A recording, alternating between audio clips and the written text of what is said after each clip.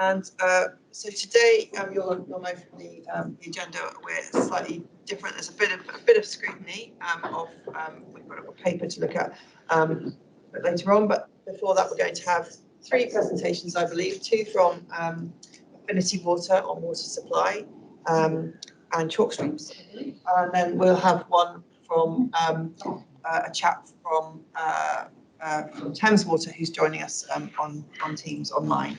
And there will be an opportunity to ask questions at the end. So we'll probably let you do, we'll probably take questions, we'll see how it goes, but take questions after each because they're slightly different presentations. And then we'll go to Thames Water and then we'll ask questions then.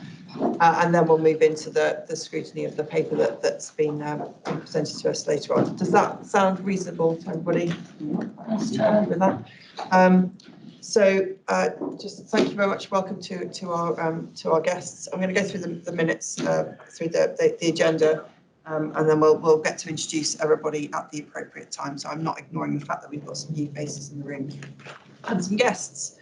Okay, so the first thing on the agenda is minutes and actions.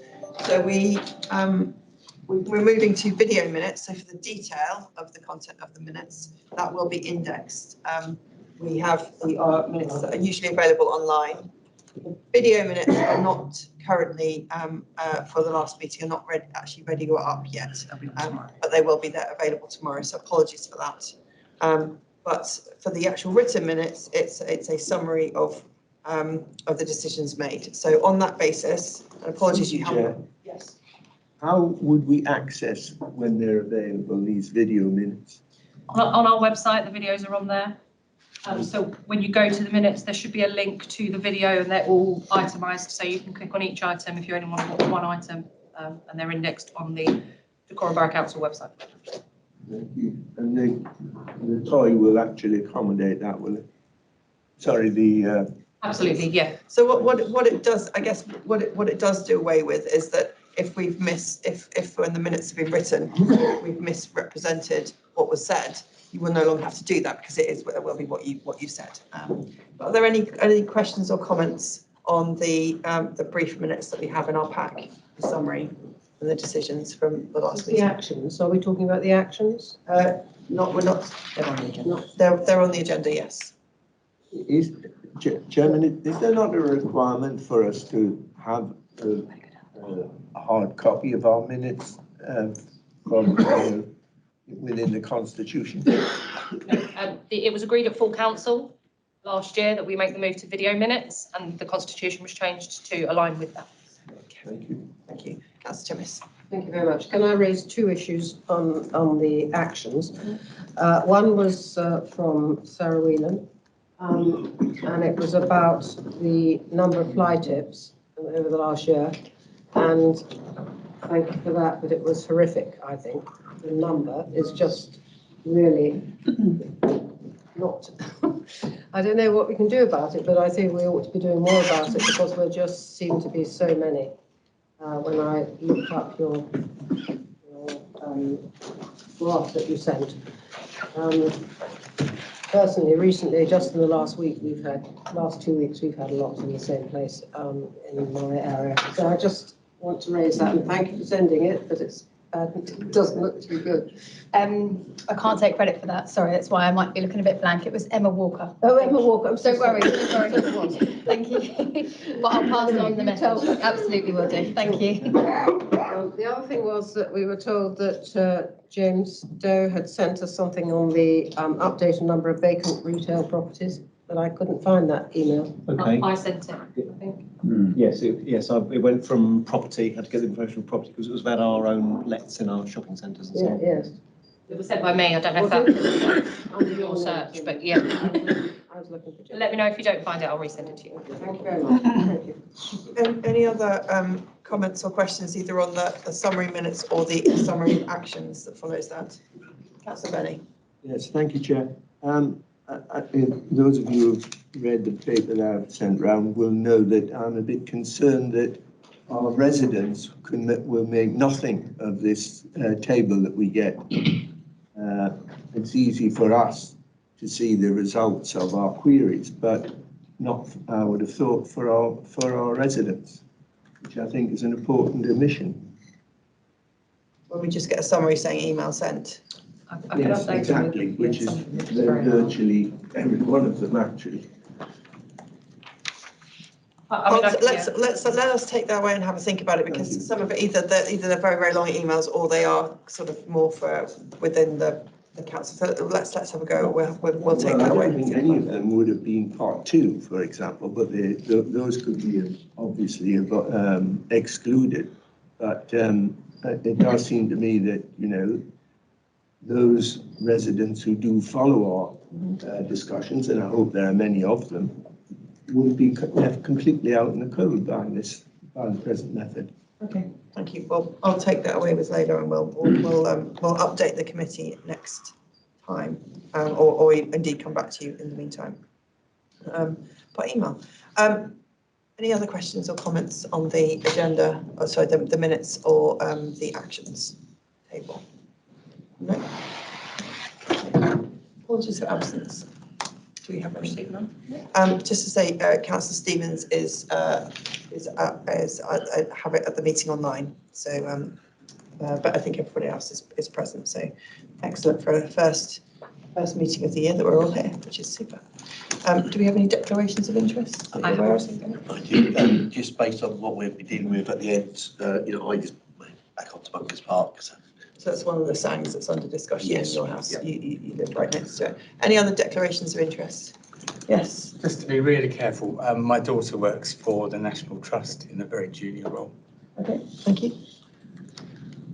No other declarations of interest? Public participation, do we have any press or any public? We have no public participation, but we do have public viewing. No public viewing, thank you. And I'd also like to introduce and welcome Councillor McBean from Buckinghamshire, who's coming to listen to our conversation. I think you're welcome to listen to the whole conversation, but I think it was the Beechwoods and the... Yeah, Beechwoods mainly, but I do sit on the strategic flood team for Bucks and have done for almost a decade, so I'm interested to hear from Affinity. Well, I hope we can give you value for money, bang for your buck, so that's good. Excellent, well, you're very welcome, and thank you for joining us. Now, as far as I'm aware, there's no call-ins that we're dealing with. Okay, so without further ado, I shall hand over to the Affinity team. Could you just all introduce yourselves, and then roll the presentation? Thank you. Yeah, thank you for the opportunity to come and talk to you today. The presentations we've done hopefully will hit the mark, but if they don't, question sessions are there. I'm going to say go for anything, but if we can't answer, we'll tell you. My name is John Rumble. I'm a senior asset manager at Affinity Water, and I have specific responsibility for responding on your planning, so things local plans and planning applications. But personally, I also deal with things like carbon, climate change, drought, a few other things I can't remember at the moment. It's a wide-ranging remit. I'm going to talk to you generally about how we manage and plan for water supply. To give you a bit of an intro. And Amy? Hi, I'm Amy Pryor and I'm Environmental Town Planner working with John. And I'm Sarah Caleb and I am a project manager in our river restoration team. Thank you very much. Well, off you go. Okay, right. I've tried to keep this relatively high level and quite brief. So I'm hoping it hits the mark, but if you've got very specific issues you want me to cover, ask and I'll try. Right, so I'm going to talk to you primarily about how we plan for and manage drinking water supply. I'll hand over to the expert. Talk a little bit really about where we supply water. And I'm going to say this first off, we are water supply only. In relation to your flooding issue and so forth, that's not part of what we do other than our own sites. Hello, Mark's Thames, and he'll probably be able to talk to you more about that kind of thing. Sorry, Mark. But what I'll also talk to you through is kind of the main challenges that we're facing, how we've developed and some of the things that we're looking at with our new business plan, which has been considered by Ofwat as we sit here. The work we've been doing around a new water resource management plan, which we've been updating. And I thought, given that we're in decorum, I'd talk to you about some of the strategic resource options we're looking to sort of improve and enhance water supply. And I've got a very short summary of the Grand Union Canal, which I'm sure some of you are aware of is one of those SRO options. And I'll give you a very, very high level of Sorry, Sorry, strategic resource options. thank you. If we use acronyms, just please call us out. It's I haven't been with Affinity long, but it doesn't take long to pick them up. And we'll talk you through, again, some of our timelines around how we're working. You can tell why they don't let me near computers these days. So as a company, we supply to the area shown there, which runs around from kind of Uttlesford, Chelmsford, almost Chelmsford, in Essex, right the way round through to Surrey, further down. So a big arc around North and West London. We also supply to our Brett region, which is over in Essex, Clacton area around there, and an area down in Kent, focused around Folkestone and Dower area, providing supplying water to an area about 4,500 square kilometres, supplying on average 936 million litres of water a day to a population of 3.8 million people. So we are the largest water-only company, but we don't deal with any wastewater issues.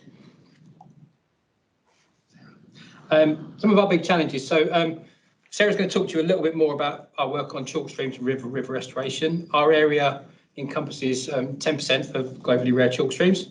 They are a rare resource in terms of habitat, and we do a lot of work around river restoration and working with Sarah's team to kind of bring those back into a proper and fit state. And we'll talk to you about some of the projects.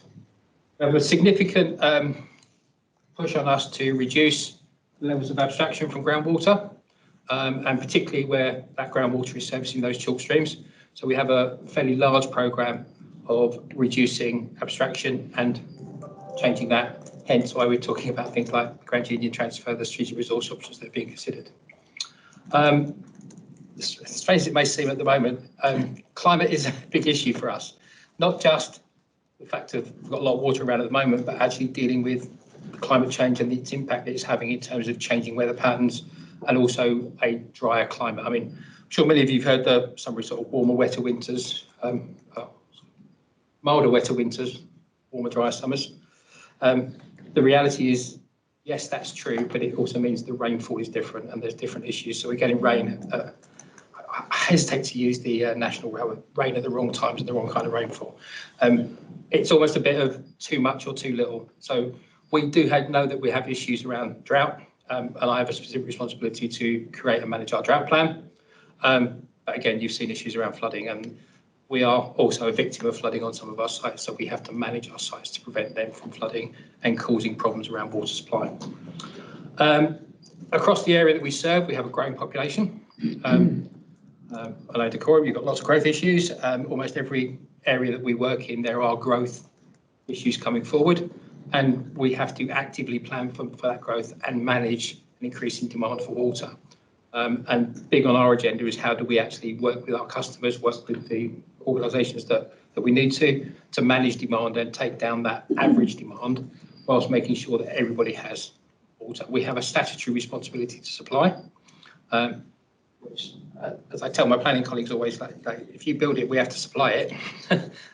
Hence, we must make sure that we've planned for the volume of growth that's happening, and we do that. We also know there's an affordability problem, particularly with the stretches that everybody's had now, and we have active programmes to try to keep prices down, but also to manage social tariffs and so forth to actually make water affordable for people. Water is considered to be the fundamental right. We have to supply, and we do supply, and that's the way we look at it. So we don't just go away in our ivory tower and think, what do we need to do? We've been working for the last 18 months or so, co-creating our plans with our customers and stakeholders. Some of you may have been involved in some of those kind of stakeholder sessions, workshop sessions, mixture of in-person, online, very much talking to customers about what do you need us to do. So our latest business plan has been co-created. We've been required by our regulator, Ofwat, to actually work with our customers and demonstrate customer support for the actions that we're putting in. Those customers, those stakeholders have really shaped and challenged our plans at every stage. We work with them right from the beginning, asking what their concerns are, what their issues, and they give us very strong responses about the need for high quality, clean, safe drinking water. But they want that done sensitively with a mind to the environmental impact and for us to manage that environmental impact and reduce it. We've used a whole different range of means, from surveys, workshops, in-person sessions, managed focus group type sessions. And if you've done any, Sarah, I've done certainly quite a few of them, and really very different responses, stratified samples, making sure we're covering all areas and all sections of society. Key messages: clean, reliable supply. They want us to be proactive. They don't want people reporting problems to us and then going and solving them. They want us to identify them before they're aware. They want us to be fair in the way that we treat them, but also to be more transparent. And that's where our business plan is going, trying to achieve that. I won't go through the 4 things, but those are the kind of things that they're asking us to do. So what does our business plan look like? Excuse me, I can't see. So this is just a very high level graphic around our business plan. So looking around issues around flood alleviation, particularly making sure that our sites aren't contributing to flooding.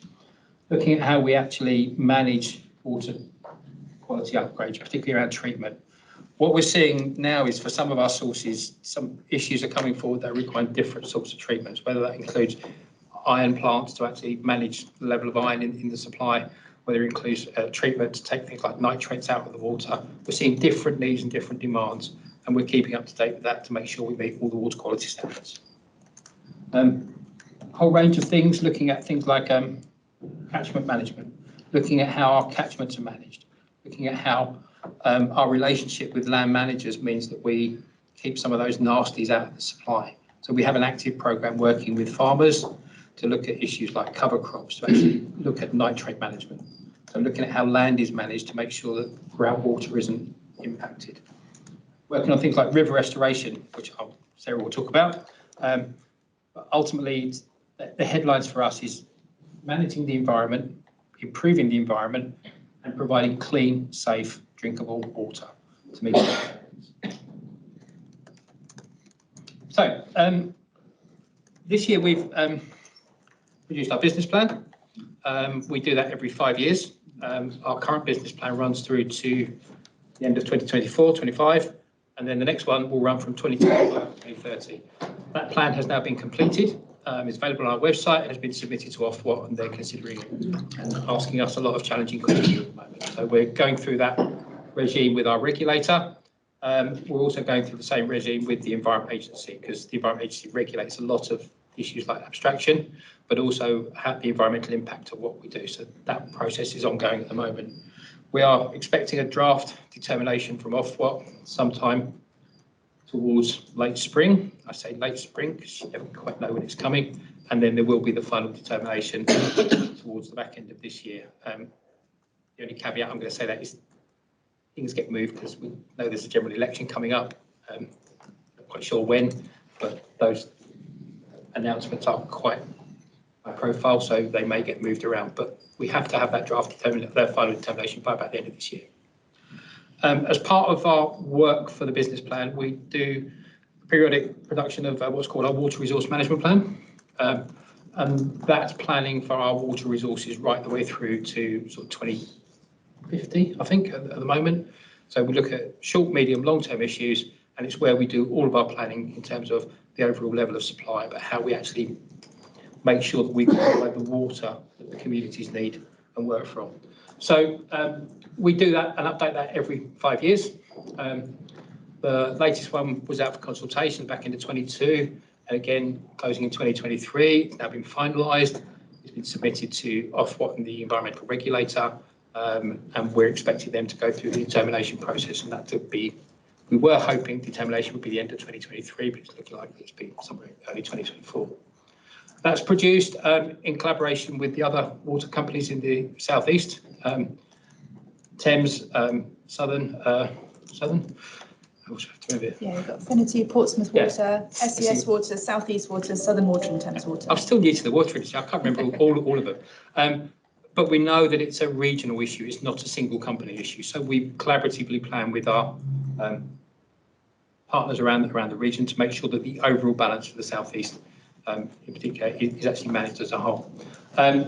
In relation to what we're looking at, the key issue for us is to make sure on the supply side we are able to supply the water that we need, and we can make the case for the infrastructure that we need.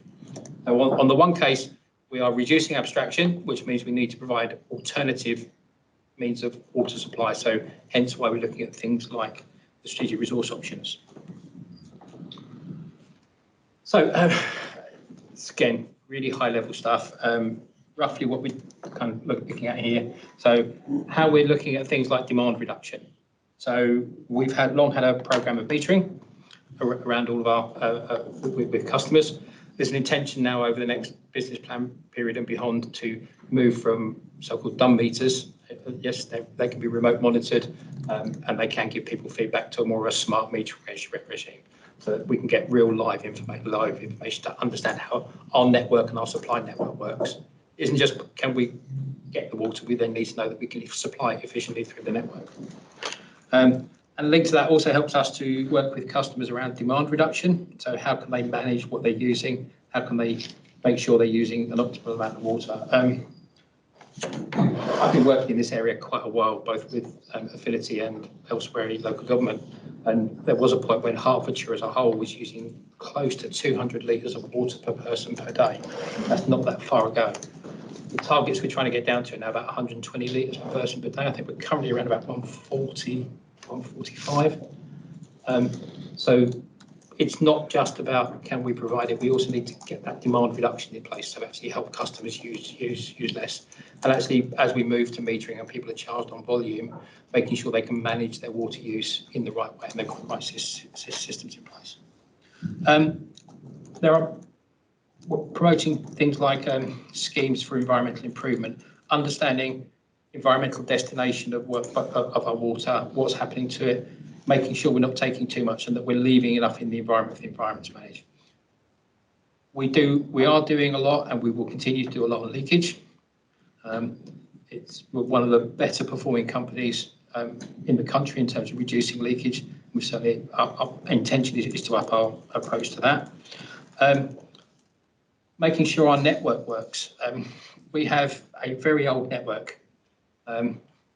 Seen the inside of some of our pipes. It's not pleasant sometimes, but you know they do break down at times. And we're embarking on a program called network calming, which is to make sure we've got a constant flow in the network. It's not got peaks and troughs because you can't manage different pressures. It's the pressures that cause a lot of the blowouts. So kind of network calming is a way of managing that network to work better. And also, the big thing I want to talk about is the new strategic resource options. So as part of this particular water resource planning round, working with South East, we've looked at what are the new supply options that need to be looked at because we know they take a long time to plan. We said this would be quick, it's quite a few. So there's lots of work being done to look at what those new options look like in the South East generally. So we're working with partners such as Thames to look at things like we call CESRO, which is the South East Strategic Resource Option, which I shouldn't say this, but some of you might recall if you've been around long enough as Abingdon. It is not Abingdon, but it's kind of looking at a big strategic reservoir. And those go through a national planning process where they're dealt with nationally, and we go through a process called RAPID, where we have to get sign off at each of the key milestones for those programs to progress. At the moment, there are 3 or 4 options being looked at in the South East generally. The one that Affinity is leading on particularly is something called the Grand Union Canal Transfer. That's taking water from Birmingham, utilising the Grand Union Canal, bringing it down to our supply area, and then delivering it into our network. Yeah, next one, sorry. So the advantage for us of Grand Union is it's using a lot of it is existing infrastructure. One of the big problems with these big resource options is actually moving. Water is a fairly heavy material to move, it takes a lot of energy. If we're using the Grand Union network, we've got the infrastructure in place to do it, and that's the intention. But it will need a couple of new infrastructure projects. One to put the water into the Grand Union, and one to take it out and put it into our network.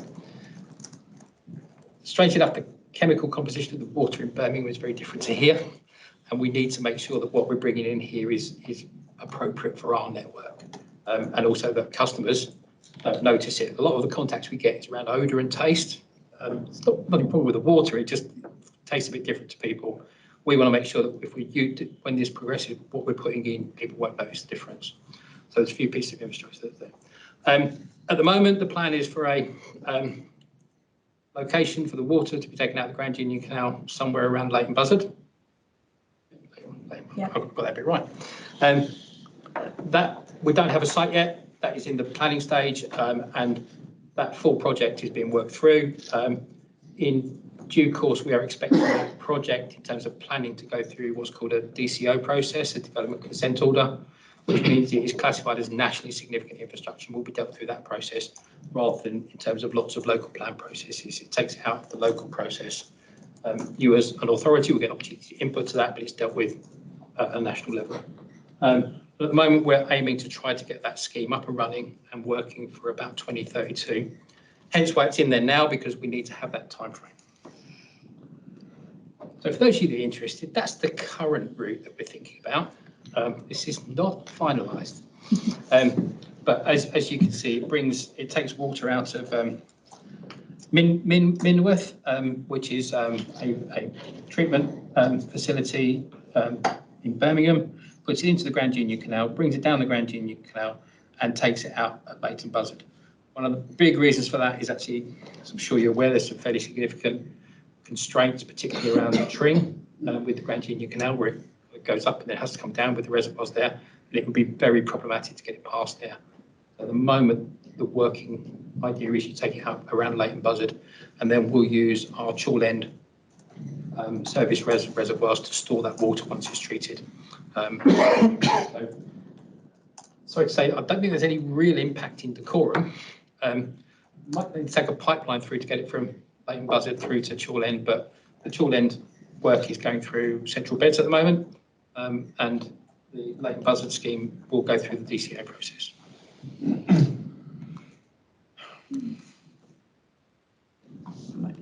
I think this is it. So current timelines for us. Obviously, WRMP process has been through consultation. We've issued our statement of response to that. The revised draft has been done and submitted. We submitted our business plan back in October 2023 to Ofwat. We were expecting the final water resource management plan to be finalised at the end of the year. It's taken a bit longer than that. But as far as, unless something dramatically changes, what's in there at the moment should be it. And that water resource management plan has factored in growth. We've actively planned for that. Hence why when we respond to your planning colleagues saying this is not a problem, as long as you're not thinking of something we've never thought of or some vast amount of growth that nobody's ever considered, it's usually fine. Fundamentally, we have a statutory duty to supply. If you give the planning permissions, we have to supply the domestic water. So at the moment, for the foreseeable future, everything's in train, the plans are there in place. From our point of view, it should be fine. I don't know whether that convinces you. Happy to take any quick questions now, or if you want to move on to other presentations, we can. Thank you very much. I think it's worth having some questions now about supply. And so I will open the floor up to questions. I'll go for Councillor Gale, then Councillor Thomas. Thank you very much for that presentation. It was very, very helpful, and thank you very much for coming.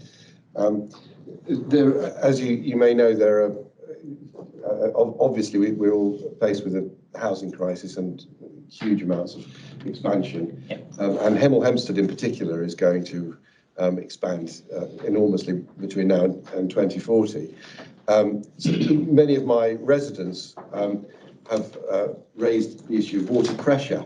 Yeah. And they're wondering whether this increase is going to, although you have a statutory duty to supply water, what you're going to do about ensuring that the pressure is still adequate, or if there's going to be any effect on pressure. Okay. I mean, the fairly trite answer, and I won't do that, is it's fine, don't worry, we've got it covered. The more detailed explanation is we have a statutory responsibility to our regulator to report on pressure. So we have targets in terms of the work that we do and the way in which we are regulated to make sure we minimise pressure issues. Very difficult when we're looking at, for example, your local plans to say there'll be pressure issues, because it's just not clear, because there's not enough detail for us.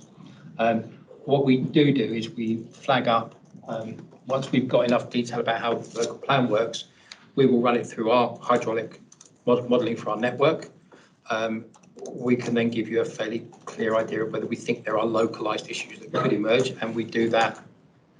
We get this right at principally the Reg 18 stage of the local plan. It says carefully.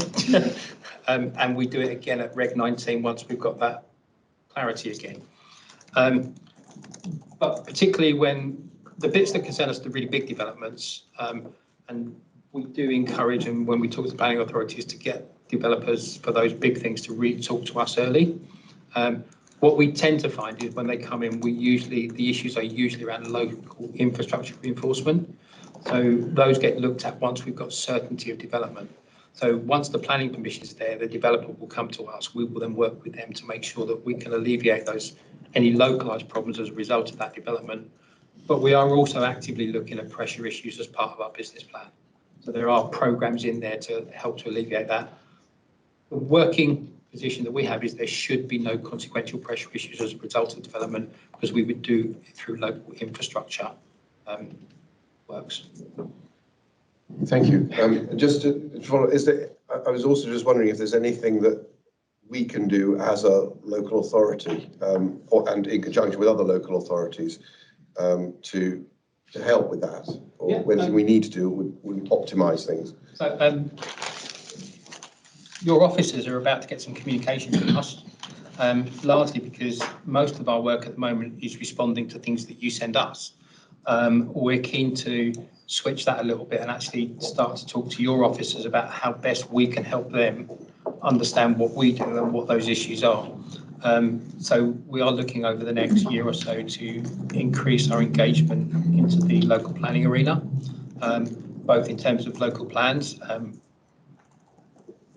I used to do this from the other side, and my experience was there's not that many planning officers that really understand how we plan for water and how that works. So our objective is to really increase the knowledge locally about how that's done and what the issues are, but also then to think about how we can learn from you about what you need from us. So if there are particularly local issues, we have a means to discuss them. But we're literally kicking that programme off at the moment, and we're trying to talk to your officers about how do we improve that engagement, how do we improve that understanding on both sides, and how can we better support your officers both from a planning application process, because the Quorum is one of the areas where we do engage a lot on planning applications, because we have our own objectives about making sure that our sources are protected, but also then how can we improve your knowledge and understanding of how we supply water to the network and so on.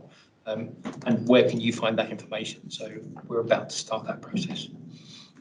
Thank you very much. Someone who sits on the planning committee, I think will be very, very welcome. We're always more than happy to come and talk to you about our network and how it works in your area. Great, thank you very much. So we've got Councillor Timmis, Alison, then Bernie. Thank you very much. I have two questions. One relates to chalk streams. We have 3 chalk streams in this Councillor area. Timmis, is it related to sourcing water? Because we've got chalk streams next. Okay. Oh, I see. Are you I'll let you. another talk on I've got another talk. Oh, right. Well, then I'll save my question. That's fine. How about you ask your question, and then if Sarah's going to cover it in her presentation, we'll take that. But let's have your question. Purely about how soon you're going to stop extracting, because they're precious resources, and we've got 3 of them, and there aren't many in the world. Yeah. So I really feel I would like to know, whether you've got a timeline of when you stop extracting from the chalk streams. And that was the question. That was Again, I can't tell you where in the business plan, but there is a programme in the business plan of what we call sustainability reductions. And that highlights sustainability reduction. So it's where we're working to reduce the levels of abstraction we take from groundwater sources, which is the work we're doing on behalf of the Environment Agency are asking us to do, so that we're actually leaving more water into the environment and improving flow in chalk streams. It's not always a direct relationship, just because you're reducing some of the abstraction points, it will benefit the river eventually, but not necessarily where the abstraction is. So there are a number of programmes. I know certainly consideration around Pickett's End. is one that I'm aware of. Yeah, and the first. So we have programs for all of those. And again, if you're happy, I'll provide you with a note of where that is in the business plan, and that should give you an idea about what's being proposed. They're not all guaranteed, principally because they're in the plan, they're in the program. There's lots of work to do to make sure we understand the implications of some of those reductions. Not least because we have done some reductions, and then we've got localised groundwater flooding issues in certain locations where we've reduced abstraction, and then we've had properties which flood from the ground up. So there is some impact assessment that is still being done, but that programme is documented in the business plan. Thank you. Can I ask a second question? Second question, which is to go back to, and thank you very much for your presentation, by the way. Every year, I get 2 or 3 emails at least, if not more, that you are about on the verge of having to impose a hosepipe ban because we're so short of water. And I know that this year is supposed to be going to be as hot, if not hotter than last year. And so I just wonder, you were very confident about the fact that you could supply all these extra houses and so on that we're going to have. But I wonder how you do that when at the same time you're saying you haven't got enough water currently. Yeah. Not saying we haven't got enough water. We have enough water. The issue is how it's used sometimes. Yeah, about that one. So I actually responsibility for producing the draft plan. So whilst times like now we're looking at far too much water, there are periods when it is less available. Our view is the aquifer is a very reliable source. It's a good way of storing water, and we actively plan for drought. Our drought plan has a whole bunch of key triggers and actions that we undertake as we're approaching drought. So we monitor water levels, water availability, groundwater levels monthly and regularly during the month. So we have a fairly long historical record. Now, we did not put a hosepipe ban last year, and I don't think we've done one for a while because our view is we have a more resilient supply because we've got a lot of groundwater availability. If the worst situation happens, there is a plan that can be put in place with emergency extractions if required. We've never had to use those, but we still plan for it. So if we get to that scenario, there are measures that we put in place, both in terms of how we deal with water supply, how we deal with customers. We will be encouraging restrictions on use, getting people to voluntarily restrict their usage. We can get to what we call temporary use bans in due course, but at the moment, that's not been something we've had to do. And again, if you really want to find out, I can show you exactly where all that information, the procedures we go through. Again, it's a regulated plan that we have to do, and it's approved by the Secretary of State. Our latest one was approved last year, and we'll be updating it over the next 2 years to take account of the latest water resource management plan. But we make sure that our drought plan accounts for those exceptional circumstances. We are not anticipating it to happen this year. I'm glad. Thank you. At the moment. Thank you very much.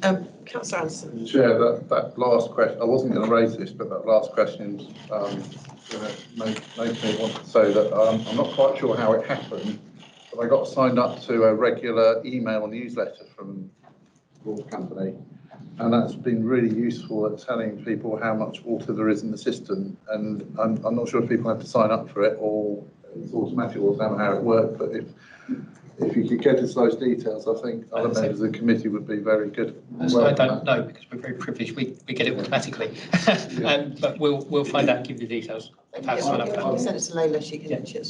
I welcome the mention of smart meters because a few months ago I tried to get one.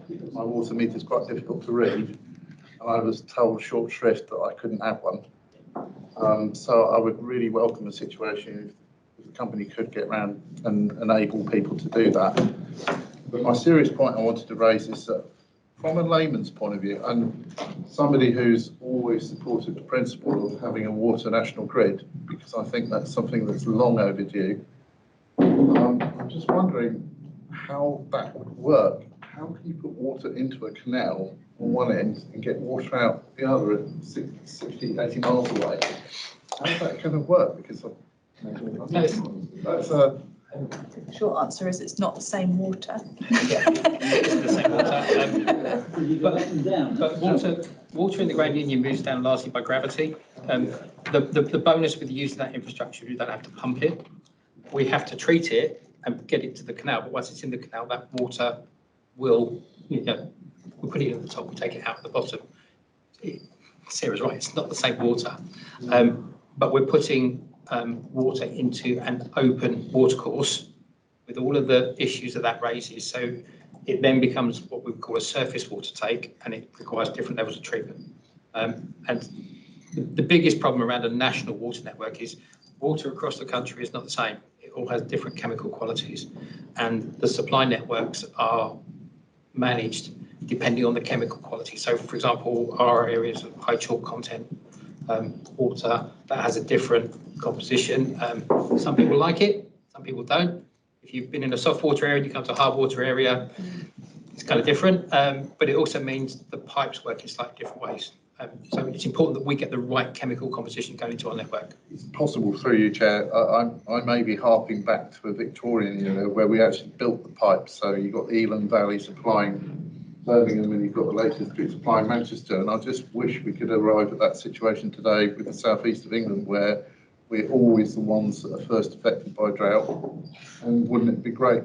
And the other thing, very briefly, Chair, is if there was some way of capturing all this water whenever we have flooding, wouldn't it be wonderful? If we could capture that water and store it somewhere where we don't mind it being, wouldn't that be fabulous? If we had the capacity to actually store it long term, I would agree. At the moment, we don't.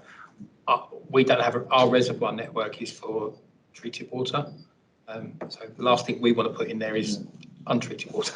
One thing I will add to that is that perhaps not from a drinking water perspective, but from an environmental perspective, one of the things that we are working on is trying to keep more water on the land and working with landowners and with farmers so that less water flashes off of the land into our watercourses and effectively drains away and stays on the land for longer, which is better from an environmental perspective and also keeps those rivers flowing. Logically speaking, this part of the world ends up in the chalk.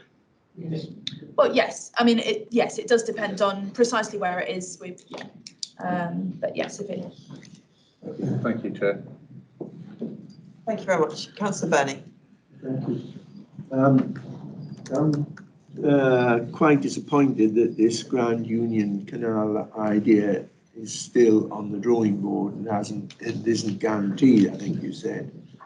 And I'm even more disappointed that we're not going to get any of the water from it, even though the Grand Union Canal runs through it, which means that the extraction from our chalk streams is likely to go on ad infinitum. I imagine that you share water from time to time with other water companies. Is that the case? Yes. Can you reassure us that you don't share it with Thames Water? Because I see that their latest plan is to get their drinking water from effluent. Okay. Treated effluent. Just to clarify, the GUC, Grand Union Canal, the view we have is that project is in our business plan. The intention is to deliver it. What we don't know yet is the precise route and exactly where the infrastructure is going. We are actively working on delivering that project. These projects take a long time. It's anticipated around 2032.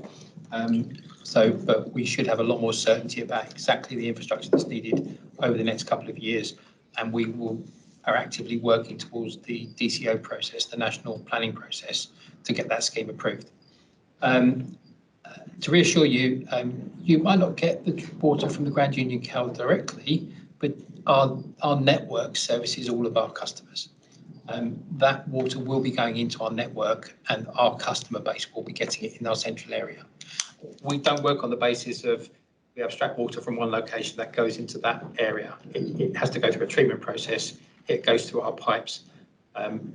Very rarely we can say it's treated there and whatever is that's what you're getting, but it is much more about wider supply issue. Think of it as a big network of a lot of pipes and distributing stuff, because that's the best way to make it work. The GUC project, when there, will provide us with a lot more resilience, aiding our abstraction reductions. And to be quite honest, everybody will get a bit of it. We collaborate with our partners a lot. We work with Thames a lot. We do have direct transfers both to and from Thames, and it is seen as a good way to manage water rather than deliver it just as a single company. It makes it much more effective, much more resilient, and much more efficient. So, no, I can't say we don't work with Thames. We do. Well, can you assure us at least that we won't be part of their brown water turned into drinking water scheme? Treated. Effluent reuse for drinking water purposes has to meet the same water quality standards as water abstracted from the aquifer. It is of the same quality. That's how it works. A problem. Sorry to interrupt you. Yeah. You said that there was a problem because the water from Birmingham, for example, is different from the water that we have here.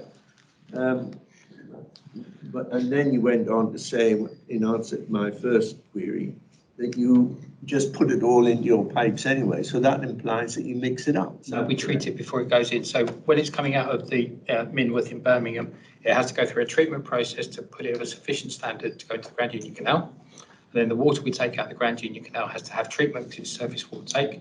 So we have to take all the impurities and everything out of it. And it also then has to have a treatment process to enable it to be mixed with our water and put in the pipes. Does this mean that we'll have less carbon, less limes in our water? The conditioning process will ensure that it's compatible. So you shouldn't notice any difference. Okay, thank you. Thank you very much, Councillor Benny. We've got Councillor Byrne. I've got next on my list. Yeah, I noticed that some new industrial buildings going up have had quite big tanks underneath, which I presume was primarily for the sustainable drainage to avoid the rush of water out through the drains. But are we going to be encouraged to do more rainwater harvesting to use that water directly in either for drinking water or for sort of washing and toilets and things? My personal view is yes, and that's something we'd like to talk to your planners about. Because ultimately looking at things like non-potable water use. So if you're putting water in for drinking water, it has to meet certain standards. And obviously rainwater, very difficult to do. But looking at how you utilise captured water on site and then using it for non-potable sources, flushing toilets, those kind of things, is something that we would really like to work with planning authorities on, not just from a drainage point of view, but then if you can switch the use of that water, it really aids us in terms of, it seems crazy, doesn't it, that we treat water to a really high standard and then flush it down the toilet. I'm not saying that's right or wrong, but there are challenges with that, and your planners can tell you all about those challenges, not least the fact that we have a water supply network. But certainly something we are actively looking at is how we work with planning authorities and developers around issues like how do we deliver water neutrality in new development. So that's something we'd like to discuss with your offices and how we can help. Thank you very much. I've got Councillor Pringle and Councillor England. Thank you very much. That couldn't have been a better answer to sort of segue into the question that I have. Because I'm quite concerned, for example, about the amount of concreting. So I live on a lot of us do with Chilterns, so we've got hills, obviously. And I see a lot of people, they dig out their front garden and they just lay concrete, and then you get puddles and you can see when it floods that it runs onto the road and you get more and more runoff. So I'm just wondering what we can do, first in new build planning, but also just in terms of encouraging people to have more thoughtful surfaces when they're, instead of concreting over the driveway, there might be stuff called grasscrete, or stuff that looks like gravelly stuff, but it doesn't have gravel runoff. So if maybe even just create an easy way for residents to see that this is available and provide it so that they can think about that rather than just concreting. And similarly, to the question that was already asked, really, in terms of new builds, I know that we always put water butts in as a matter of course, but we could do so much more than that, having the drainage of all houses directed. If it doesn't stay on the individual garden, maybe they don't want it, or it could go into sort of a communal grey water tank area that people could use to hose their gardens in the summer. So yeah, but I think you already answered quite a lot of that. It's not something I do anymore, and Sarah and James will know a lot more about what you're doing locally around those sorts of issues. But certainly, I know you've got developments in Decorum, the east of Hemel stuff. I've been over it for a few years, but they were actively looking at how you build sustainable drainage and how you manage that process. It's a very short step from capturing that water to then thinking about how you store and use it. I think at the moment, that second step is not as prevalent as the first to actually managing it. Certainly, it's a big opportunity, but it's also a big challenge. You need to have space to do that. I don't do that anymore, which I'm quite grateful for. It's very difficult, but your planners will know the best way to do it, and working with the lead local flood authority, they've been doing a lot of good work already. I mean, it might be something that we can look at for a briefing for the planning committee, and yes, it's worth us sort of thinking. No, I'm sure it's already on your radar, but it's something that does come up quite often with the veg hardening and things that we've discussed at this committee. Thank you very much. Councillor England, then Councillor Walker. Two questions. The first one really quick. Is there a favoured regional water that everybody agrees is the best? Well, I'd say generally it's where you grew up. It's what you're used to. There are people that will come from a soft water area, they'll move here and they'll hate it. There are people that go from here to a soft water area and equally they don't like that. You get used to it. Now, personally, I can't tell the difference, but Belfast water is really delicious. So it's a slightly different one then. Is there a regional water that needs less added to it? Yes. The chalk aquifer works as a very effective filter. The stuff. So we have the best water. Yes. That's the right answer. I'm fairly certain the colleague from Thames Water is going to tell you different, but our view is yes. But it depends on your personal preference. From our point of view, the chalk aquifer is a very good filter. And it's absolutely paramount that we protect that resource, because not only is it a water supply resource, but it actually, from an environmental point of view, services a lot of our environmental goods and services. And so we have low rainfall in southeast England, as Councillor Anderson has already said, and we have above average consumption, and 85% of the homes that we have are already built.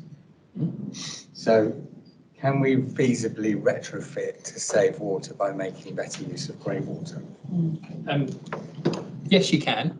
Retrofit's not easy, because the control mechanisms to achieve it are often difficult. You're having to actively work with individual homeowners. It is much more effective to look at water efficiency and to think about how you deliver water efficiency, both in terms of appliances, white goods.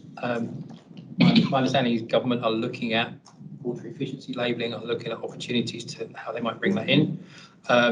There's also opportunities to look at how you deliver water efficiency in new development where it's usually easier. Again, my understanding, and don't take this as a definitive answer, I think there are changes in building regulations on the horizon that government are considering to look at water efficiency, but where and when they'll happen, I don't know. But certainly from our point of view, we are really keen to work with authorities and in terms of developers around how you deliver water efficient development. Because ultimately, if you create that situation at the point of moving in, it's much more likely it will be maintained and be used. But you need to show both developers and homeowners how that works best. And if I may, the other side of that is behaviour change as well, and is influencing individuals to try to use less water. That we don't need to be using 150, 200 litres of water per person per day. We simply don't need that much. And people don't see the water that they're using. They don't always recognise the amount of water that they're using. And I know you've all seen our messaging on this and about, you know, not leaving the tap on when you brush your teeth. It's such a simple one, but 10 litres of water could disappear down the sink if you leave the tap on for 2 minutes while you're brushing your teeth. And you're not even using it. That's 10 of these, right? Because you're not even using that water. We put all that effort into treating it, into moving it around, into getting it into your house, comes out the tap, goes straight down the drain, you haven't even touched it. That's the one that breaks my heart, is it just gets wasted. And those very small behaviour changes, if everybody does them, will add up to make a bigger difference in the amount of water that we're using. So yes, definitely, there's planning things, there's appliances, all of those sorts of things, but not every resident is going to be able to access those changes. Not everyone's going to be able to do those, but everyone can turn the tap off when they brush their teeth. I mean, if there's I mean, we do have regular communications with our residents. We have a glossy, so if there's something that we could put it, pretty much like we do about food waste and things, we message. So that I can imagine that would be something that would be. If you're happy, we'll get our communications team to talk to your people, and we've got things like our Save Our Streams campaign. So again, I you know, as always, I don't like just talking on behalf, but I'm seeing some nods. But is that something that the committee would support? Is this on this? Yeah, it's just well, use of grey water. So my husband very successfully managed to siphon bath water into the garden and just use it, and you just turn the hose on when, you know, water the plants during the summer. Is there any way of building stuff like that into people's houses? Like if you have a shower, such a pity it goes down the drain, it could just go showers, baths, things could, if they could be used for garden use, for example, that would be really. I think you were saying there are, but retrofitting is much more difficult than retrofitting is difficult. It's not impossible. You know, I've got friends that have put water tanks into their gardens.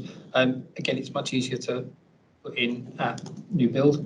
And there are many products on the market, and this whole space is becoming a lot easier. The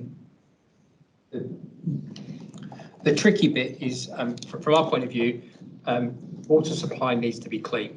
We need to make sure that if you're putting grey water into a house with clean water, that they're on separate systems and that there's no cross-contamination.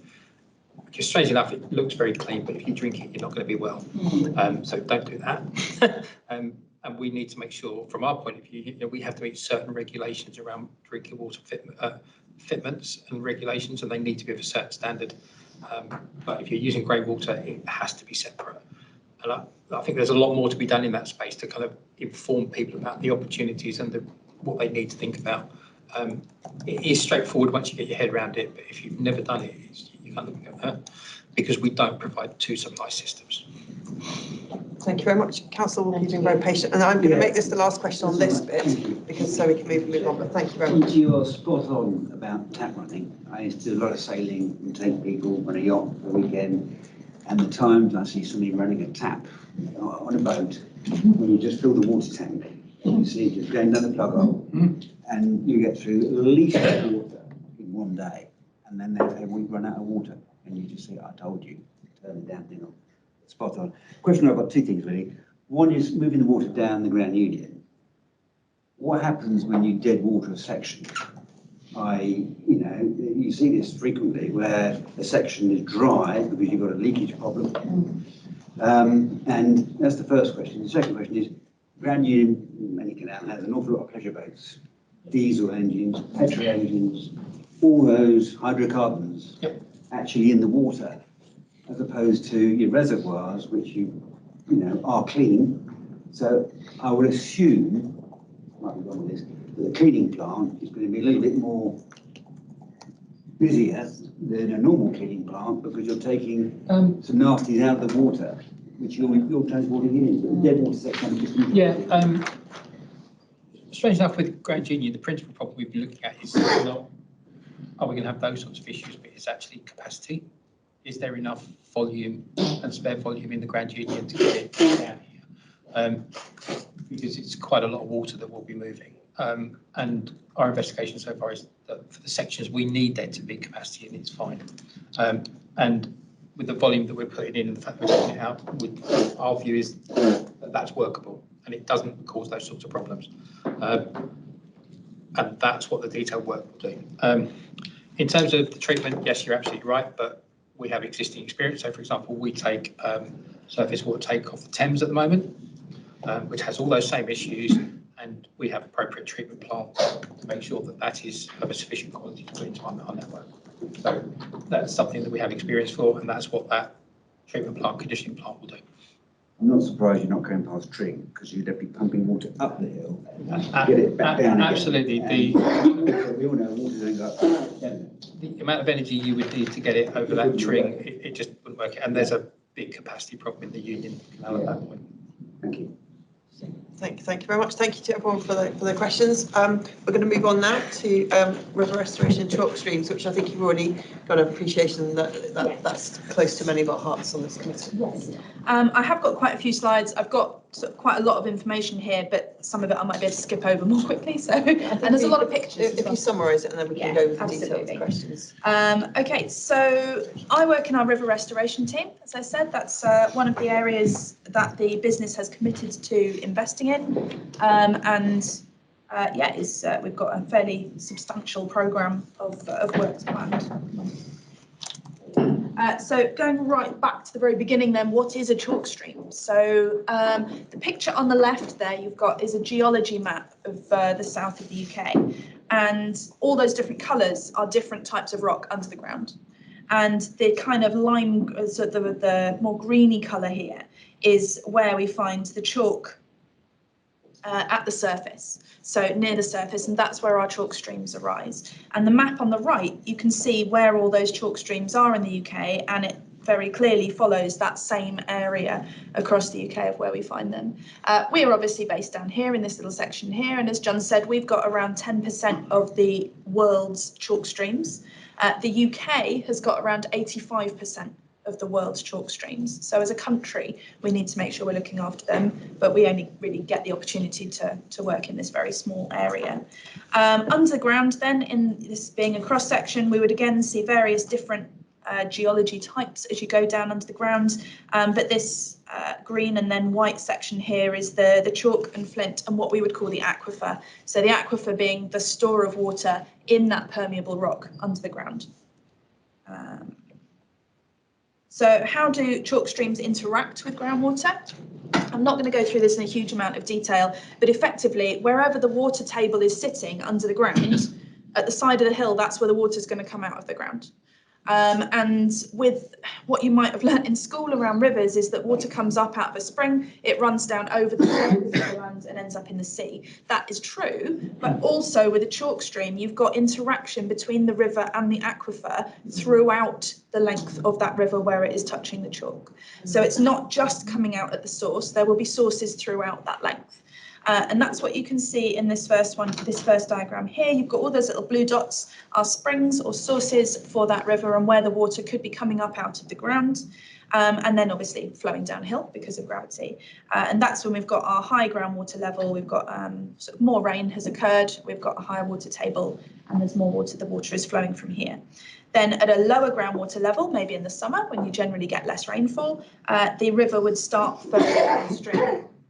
That section in between the highest source and the lowest source is often called the winterbourne, and you might have noticed that there's a lot of places around this part of the world that have got the word bourne in them. That is usually relating to the fact that they are in the headwaters of a chalk stream. So anything that says bourne is going to be sort of referring to that kind of relationship. So what should a chalk stream look like then? What do we want them to look like? Where are we trying to get to? And this is our idealised chalk stream picture. And you can see there's lots of arrows on there, lots of information, all about the different types of vegetation that we might find in the water. There are some sections without vegetation, other sections with in-channel vegetation or emergent vegetation, also the riparian vegetation or the vegetation on the banks. and marginal vegetation. So that you've got all these different microhabitats, and that supports a really high level of biodiversity, and lots of different invertebrates, lots of different vertebrates, fish and so on that live in the water as well, and sort of create that thriving ecosystem. And of course, if you've got a high diversity of plant life and invertebrates, that then supports a high diversity of higher animals as well. So you're going up to some of our classic chalk stream poster child species, I guess, things like your otters and your kingfishers, and the water voles and dragonflies and trout and so on that you get in those systems.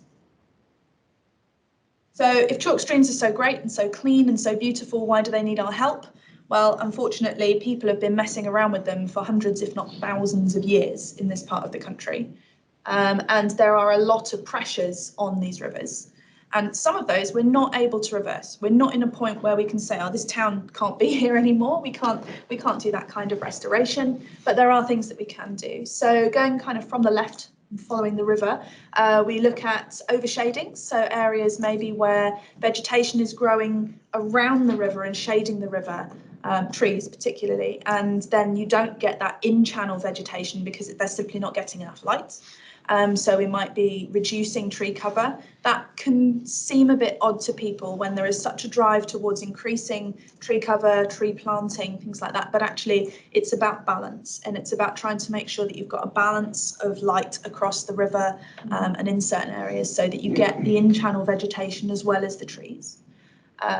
Historically, those trees, that vegetative shading would have been managed by large herbivores, but we haven't really got those in our environment anymore. We don't have auroch in the UK anymore. Beavers are kind of having a go, but they're not here yet, as far as I'm aware. I don't think we've got any yet here. But they would have been creating those open areas, and they're not there to do that anymore. So we need to step in and do that. Weirs and structures.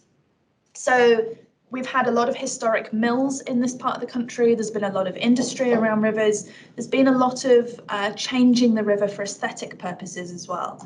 So there's a lot of weirs and structures left in the river. A few of them are still operational, especially from an aesthetic perspective, but they're not all of them, and they don't all serve a purpose anymore. And a lot of those can be removed or modified to help to keep the water flowing and also to allow wildlife to move up and downstream, particularly some of our species of fish, which are migratory.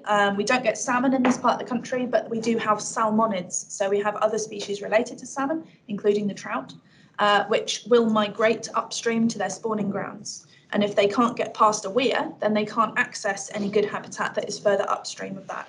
They can, of course, go down because they can just whoosh over it, but then they're sort of stuck in the lower reaches and they can't get back up again.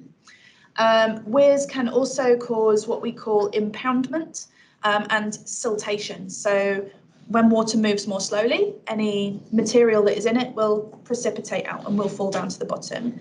And that will build up, and you'll get kind of siltation and mud build up effectively on the riverbed, and that smothers the gravel. So there's usually a very gravel base to a chalk stream, and that is very good for the fish and the invertebrates. That's the habitat that they need to thrive.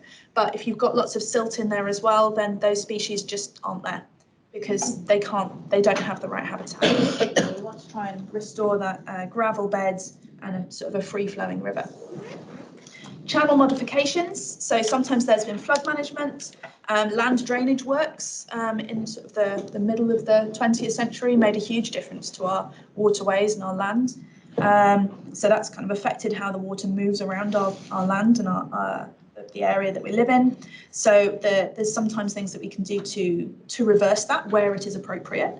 But on that note, I will say that we always make sure that our river restoration schemes are at a minimum flood risk neutral. We are never looking to deliver a scheme which will increase flood risk. It will either be flood risk neutral or reducing flood risk in an area. When we're talking about property, if we're looking at creating a wetland, then yes, you might be trying to increase the amount of water held on the land in one location, but not increasing flood risk to property. Urban and road runoff, we've had that mentioned already. So the amount of paved areas within our communities, impermeable surfaces mean that you get faster runoff, you get water going in more quickly into the rivers, so they're more likely to rise more quickly, but also anything else that they're taking along with them, pollutants, will go straight into the river. They won't be kind of slowed down and held back on the land. So, you know, there's things that we might be able to do around that as well. Land use practices, John mentioned earlier. So we have a catchment management team and a sort of an agricultural team who work with local landowners and farmers, talking to them about things like cover crops. Things as simple as which way you plough a field can affect how quickly the water runs off it. If you've got the ploughing sort of perpendicular to the river, the water's going to run off much more quickly than if you've got the ploughing parallel to the river, which is very obvious when you think about it, but if you don't think about it, you might not enact it. Oh, I missed this one. So we've got perch river channels as well. So we've got this double diagram at the top here where the river has been moved out of the lowest section of the valley where a river would naturally be and moved sort of a bit further away. Often that's been to open up more land for farming. Historically, so it's been just sort of shifted out the way, turned into a ditch at the side of the field, and they're just gone, well, it's for drainage, that's what it does. But we've changed our understanding of what rivers do and what's important about them. So we're, in some cases where it is possible, looking to maybe relocate a river back into the river valley, into the bottom of the valley to reconnect it with the aquifer. And up in the top right here, we have got groundwater abstraction as well, because we do recognise that chalk groundwater abstraction can impact river flows under certain conditions.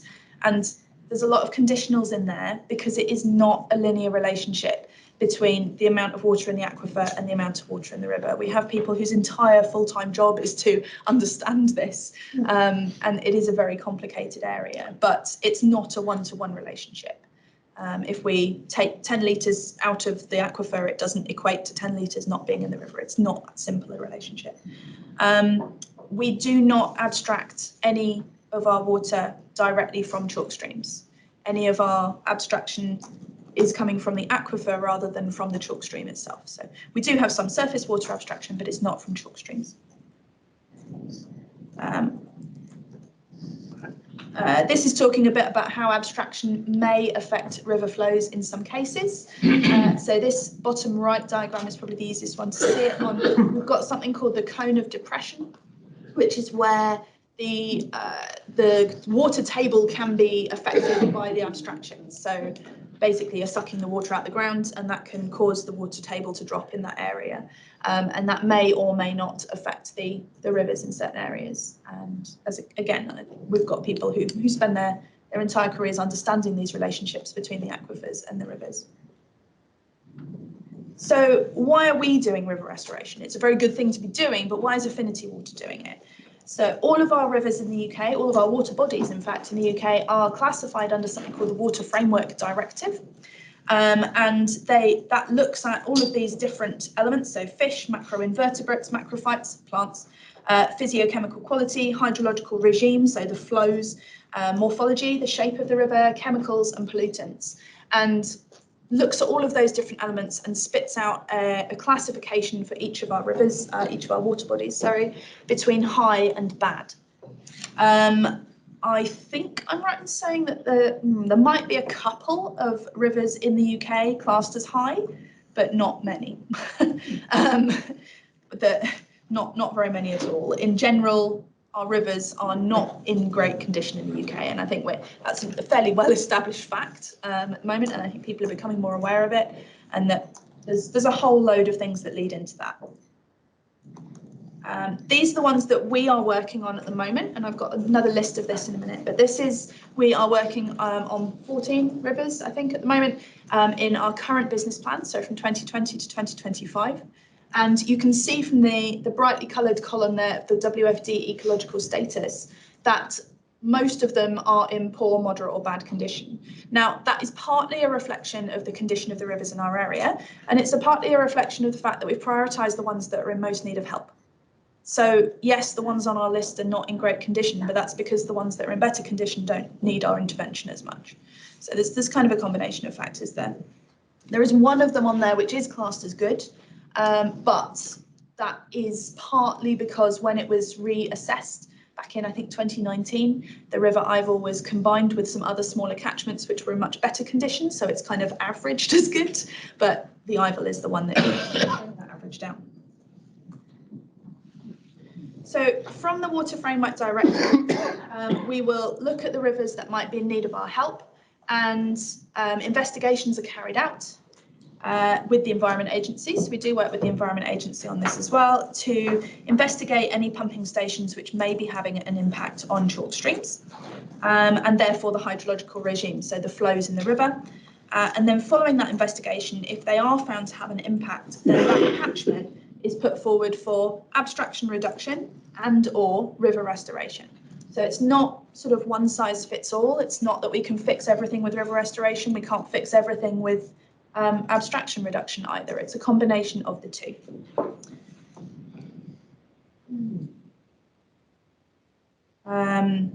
So very quick, this is the holy trinity of healthy chalk streams. That for a healthy chalk stream, you need natural flows, natural habitat, and clean water. So you need all of those things together. That will mean that you've got a thriving ecosystem. Okay. And some of the other reasons that we might be doing river restoration as well. Yes, it's for environmental benefit, but there are also other positives for us as a business as well. So good news stories, biodiversity net gain, opportunity for staff volunteering and engagement, carbon sequestration, natural capital, public access and well-being, partnership working opportunities, safeguarding water sources by intercepting pollution in the catchment. There's a whole load of things that we can do. And you can see an example there of a before and after of one of the projects that we carried out in, I want to say it was finished in 2020. That one is on the River Lee in Luton. And you can see the differences. So the river is in approximately the same place, but it is much more, well, it's a much more pleasant place to be than it was previously. There is more vegetation. I can assure you that the gravel is cleaner, that the water, there is more life in it than there was previously. It is also a bit better at dealing with flood flows. So you'll notice we've put in what we call a two-stage channel. So there is this low flow channel where the water is right now, but also when that water does rise, and it does rise quite quickly in Luton, it's a very urban area, the water flashes off very quickly and goes into the river. It can fill up this larger channel, this sort of high flow channel, before it floods out onto the park. And then even then it will flood out onto the park before it floods out onto the main road up here. As well. So it's about prioritisation of where you want to hold that water. Looking then at a map of the rivers that we work on, you can see, well, you can't see very well on here, to be fair, but we've got all of our rivers that are highlighted in yellow are the ones that we're working on at the moment. I've put Hemel Hempstead in red, just as a big red blob, so you can identify where we are. And on the right-hand side, we've got our list of our rivers that we're currently working on. So we worked on 6 rivers in our last business plan, so from 2015 to 2020. We're working on 14 rivers in this business plan to 2025. We're planning to work on 20 rivers in our next business plan, including this list. So we're adding another 6 rivers to that list for 2025 to 2030.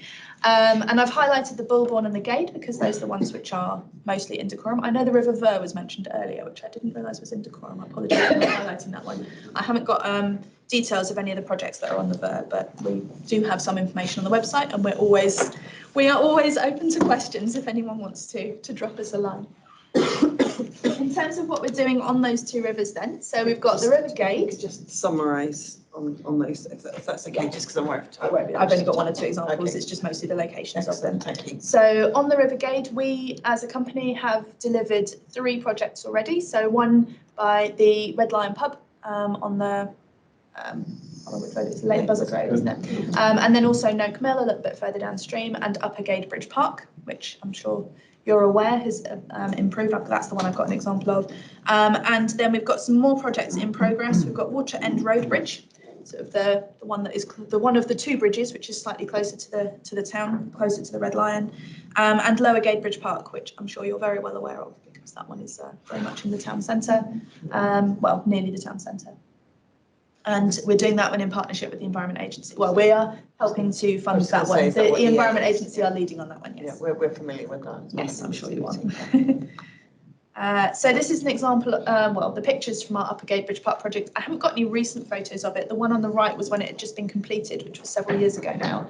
But the one on the left is what it was like before. Not, I'm afraid, from exactly the same point. But we've done something similar to what we tried to do in Luton. So we tried to re-meander it, so give it more sort of better morphology, introduce more gravel, so sometimes bringing in gravels to improve the quality of the bed, and also sort of altering the banks, and we put in a footpath as well, so that there's sort of an amenity improvement as well. It's the same slide again, and then we've got on the Bulbourne, we haven't got any to date, but we have got two that are in planning, I guess, at the moment, in the design process at the moment. We've got St Johnswell Lane and we've got Berkhamsted School as well. And to just too quickly look at those. We've got, this is the overall plan at the moment for St Johnswell Lane, and this is what we're looking at doing at Berkhamsted School. So various morphological improvements in those areas, and that's all my slides. Brilliant. Very good, very good. Thank you very much. Right, so we'll take a few questions now, and then we'll move on because we've got a chat from Thames Water. Okay, so we'll go Councillor Santamaria, then Councillor Brown. Checking out any. Thank you. This is following on literally from what you were just talking about with the gate. Is that like a work in progress, or is that something that you've now finished and have moved on from? Because the current state of it, as you said, that was quite an old photo.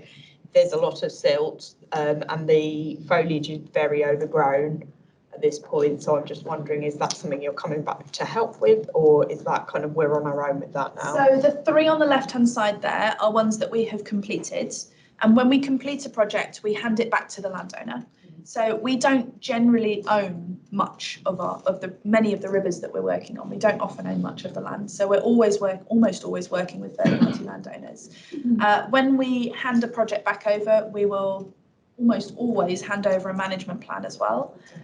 So the hope being that management plan would be followed so that it can stay in the condition that it needs to be in. Okay, so that's what I need to look at. Thank you very much.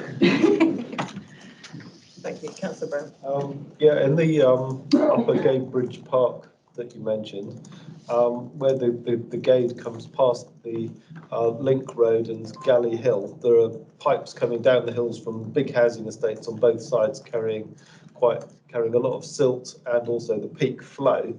And there's like some small ponds there, but there's also a really big pond called Marchmont Pond. Bizarrely, it's got the same name as another balancing pond in Leverstock Green, but that pond doesn't seem to be used.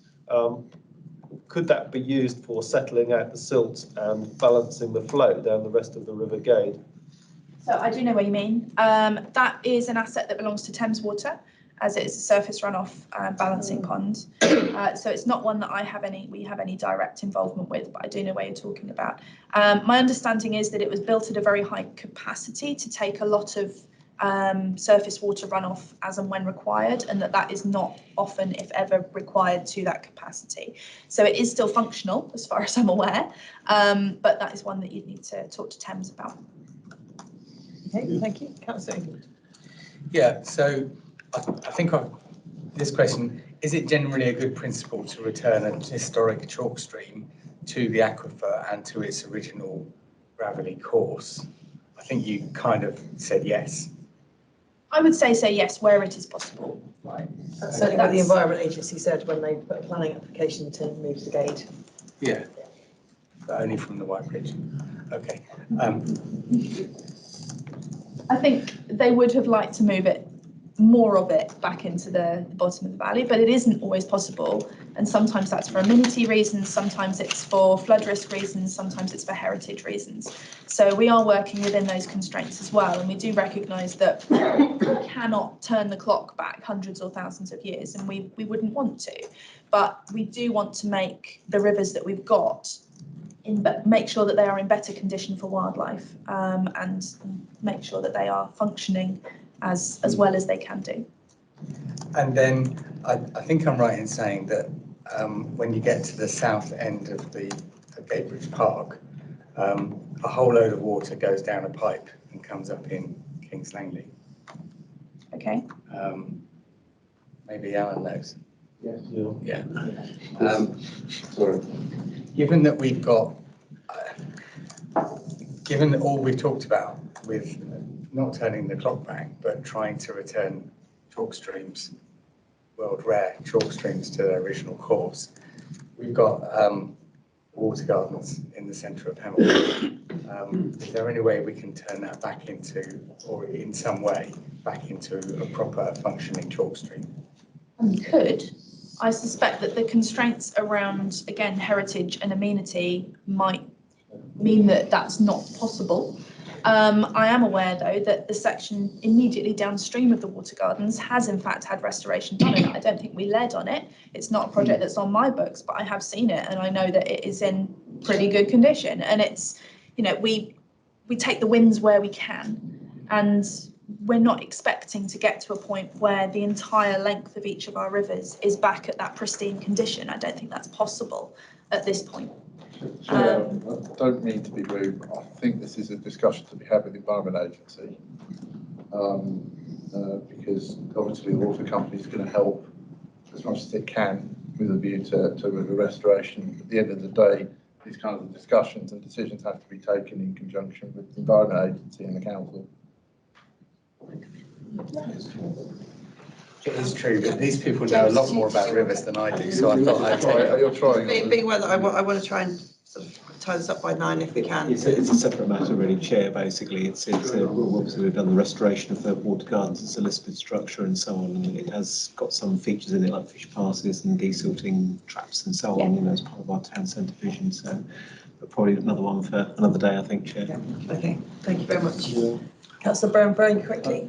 Briefly, I noticed that there's quite a lot of streams around the Gatebridge Park, which then go into pipes, and so you've got this gin clear water that, as it was described, going through pipes where nobody sees it, and then you've got the muddy water coming, the urban runoff coming through the stream and through the water gardens. Is it possible to swap those over?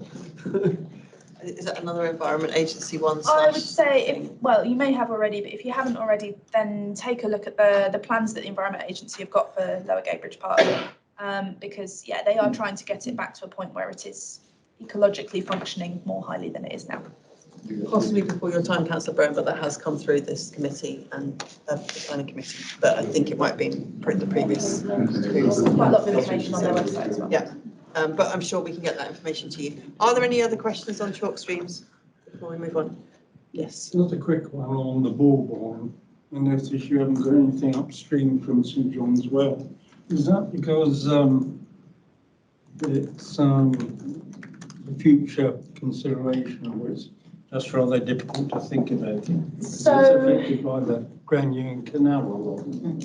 Yes, there's a lot of interaction with the Grand Union Canal and the Bulbourne, and that does limit the impact of the river restoration works that we can do, because you've got sort of water quality issues with it mixing with the Grand Union Canal. One thing I didn't mention is that with each of the rivers that we work with, we've currently got a kind of focus area that we're working on. So on the Bulbourne here, you can see all of this red area, in fact, it does go all the way up to the source, but all of this red area here is our current focus area. So that's where we've been focusing our efforts for the moment. These are the two projects that we've identified that are the highest priority that we want to take forward in this business plan. From 2025, we will be continuing to look for work to carry out on each of these rivers. I don't yet know what that will be or where that will be on the Bulbourne, but it could be anywhere along the full length of it rather than just the focus area. Okay. Does that answer your question? Sorry, if I can I just Very, check in? very quickly. Just on that point, there is a bit of Bulbourne that runs really, really slow at the moment. It could be improved, which is at the back of the North Church Wreck, which is actually owned by the parish, under the control of the parish council. That might be somewhere that you could, you know, those sorts of areas could probably do with a bit of attention. Yeah, we have carried out what we call an optioneering exercise on this whole red section. So we've had our consultants prioritise areas that might be possible, where it might be possible, feasible for us to carry out river restoration. And as I said, these two are the ones that we've identified at this point in time as being the highest priority.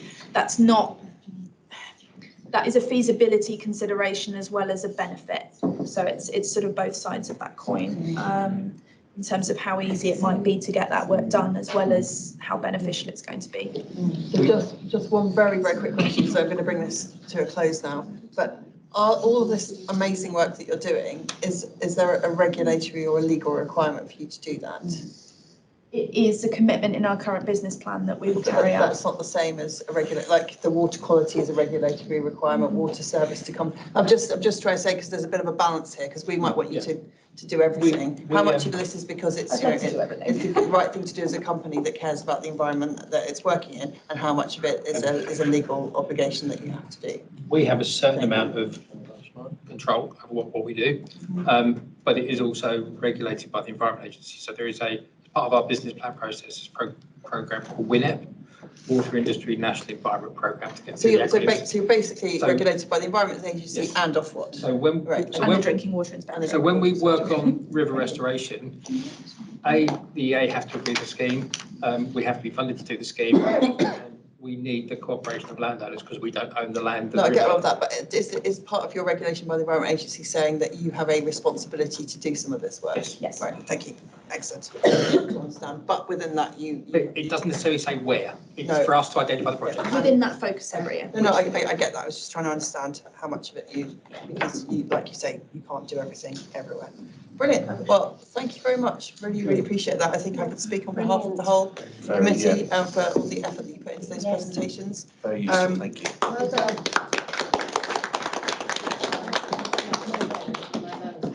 So it's very good to have made your acquaintance, and now we've got that contact, and I know that you're going to be talking to the planning team, and I think that's sort of. If anybody's really interested in groundwater and how it works, we've got a lot more clever people that know a lot more about it.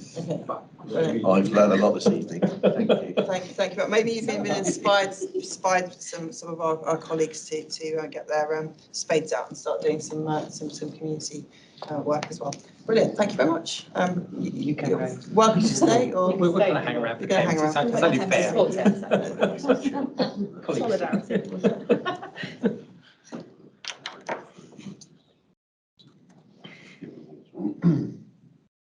Yeah. Well, I need Sharon's advice on timing.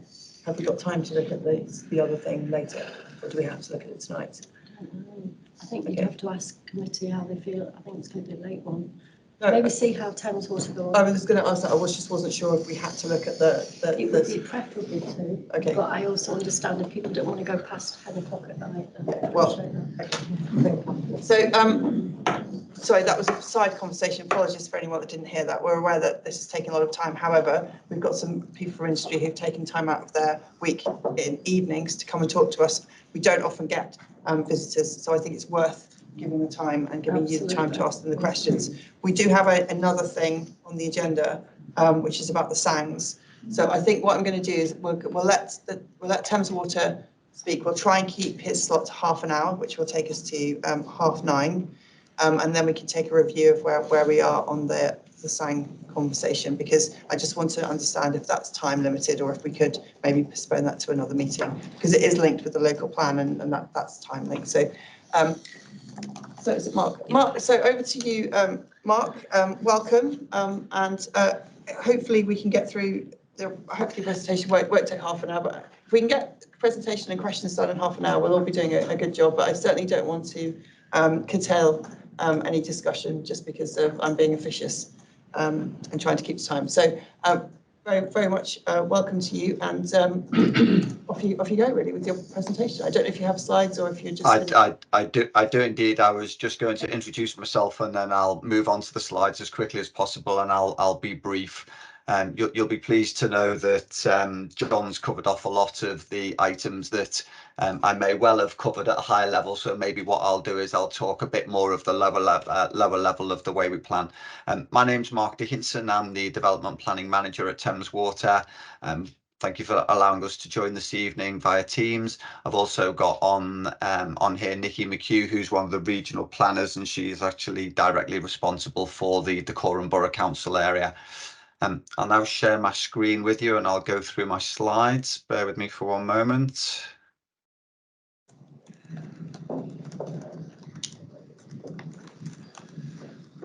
Can everybody see those slides?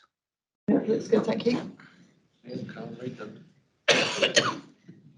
Can you see those? Yes, thank you. You can, lovely, thank you, sorry. Just a whistle-stop tour, bit of an introduction, Thames Water's role in the planning process, how we assess growth, current operational changes, next steps, and I imagine maybe people are going to have a fair few questions, so I'll make sure that I leave enough time at the end for questions. So water companies are a specific consultation body when it comes to local plans. This means local authorities do have to consult water and sewerage company on local plan documents, and we find these extremely useful. We seek policy support to deliver water and wastewater infrastructure. We seek policy to protect existing water and wastewater resources, and we also advise if development is likely to trigger the need for infrastructure upgrades. We also use the information in local plans to help plan strategic infrastructure, things like upgrades to sewage treatment works, developing new water resources. This in turn informs our strategic business plan. Now, John's kindly spoken already about the strategic business plan. We're currently in asset plan number 7, which will run to 2025. And then on the 1st of April 2025, we'll move into AMP8. He's briefly explained about the fact that we've submitted our outline plan, and we'll hopefully get a final determination by the end of this year, which will give us the funds to deliver the necessary infrastructure that we've identified. However, sort of going more into the detail of planning applications, if you like, which is an area that John didn't touch on as much. Water companies are not statutory consultees when it comes to third-party planning, and therefore we need to be very proactive in that arena. And we do have a very good relationship currently with the Quorum. We have attended meetings like this previously. We've provided them with a planning guide as to the type of planning applications we'd like to see. And we also have historically run webinars during COVID, where we had conversations with the 96 local authorities that we cover as an authority, including Decorum. And we are looking at running those webinars again in the next 6 months. So we will be in touch to invite you along to those webinars. Planning is the only way that we can ensure development doesn't outpace the delivery of infrastructure. We have no powers to prevent connection. What we do, we encourage developers to get in touch at the earliest stage possible.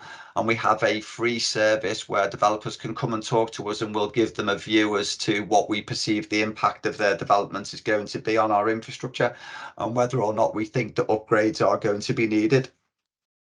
And the time to deliver infrastructure shouldn't be underestimated. It can take between 18 months and 3 years to deliver local network upgrades, and 3 to 5 years when you're looking at more strategic upgrades or upgrades to water treatment works and sewage treatment works for large-scale development. Where upgrades are required to serve new development on the network, delivered via what we call infrastructure charges, and there is a link or various links in this presentation which I have shared, so if people do want more information then they can get that. But effectively, infrastructure charges are like a roof tax, if you like. For every single property that connects onto the network, they have to pay a charge.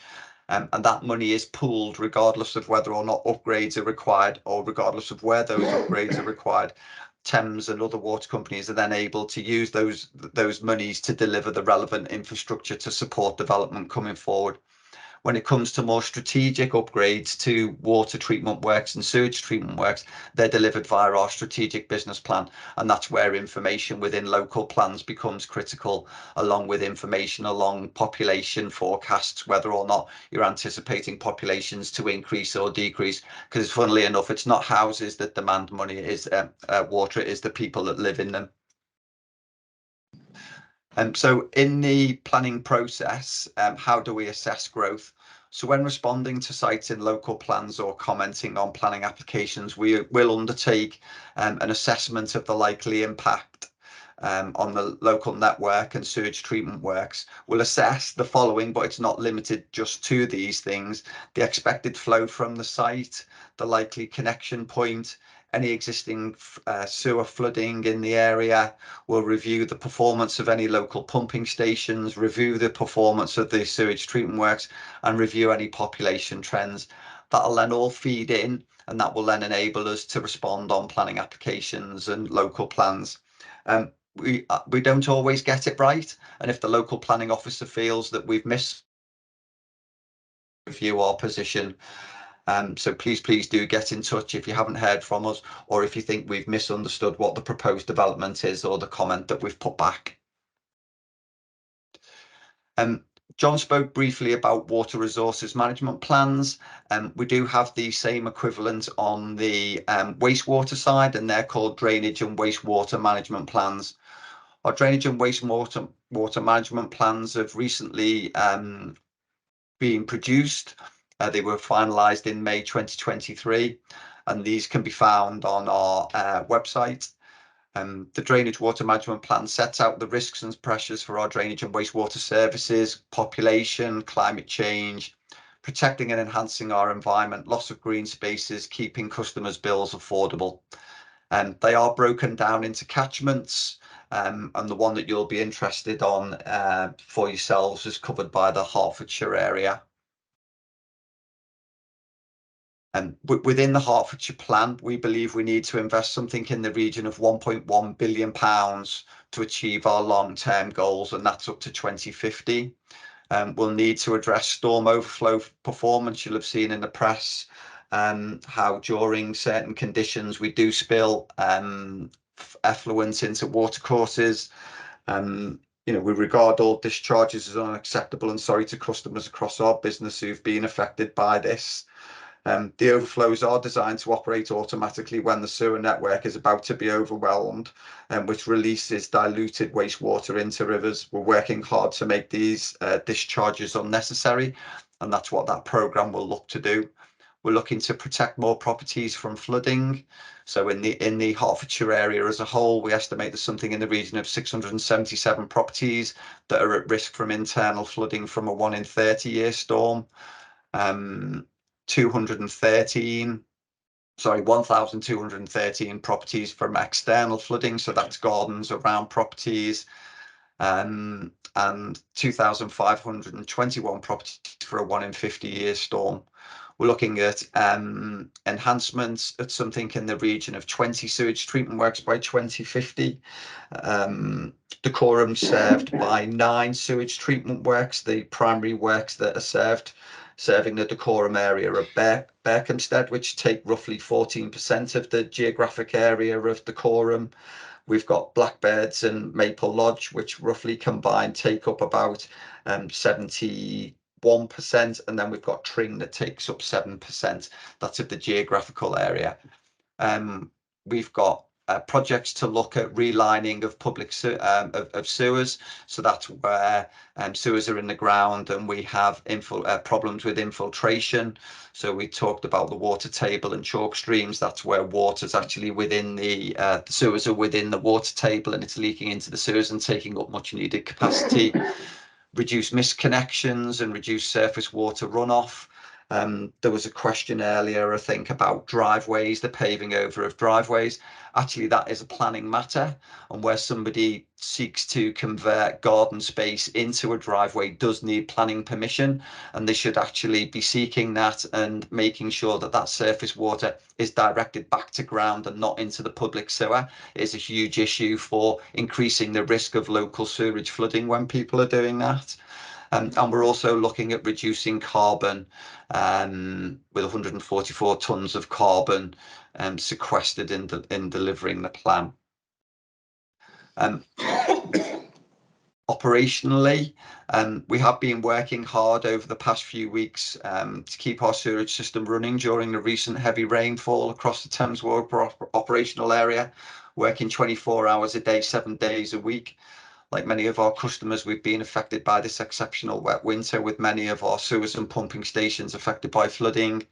In most cases where there has been flooding, our sewer network has not failed, it's just been overwhelmed by rivers or groundwater. In some circumstances, we have used tankers to limit the impact of sewer flooding to our customers. And that was a very quick whistle-stop tour, and I'm happy to take questions. Thank you very much. Do we have any questions for Mark? Councillor England. Councillor Thank you, Mark. Thank you for that presentation. The key thing, you mentioned 1,098 discharges to be reduced or not done per year by 2050. Yeah. What proportion of that, what proportion of the discharges that happen is that? And do you have any milestones on the way to 2050? Okay, so we are the only water and sewerage company that produce virtual real-time reporting. There is some information on our website, which I'm more than happy to send you the link through to, and then you'll be able to have a look at that reporting and understand exactly when and where it is happening. And we've got a significant amount of cash requested within our strategic business plan. And once we get the a clearer view as to what that entails, then we'll be able to give you more feedback as to exactly which sites that will relate to. Sorry, can I come back?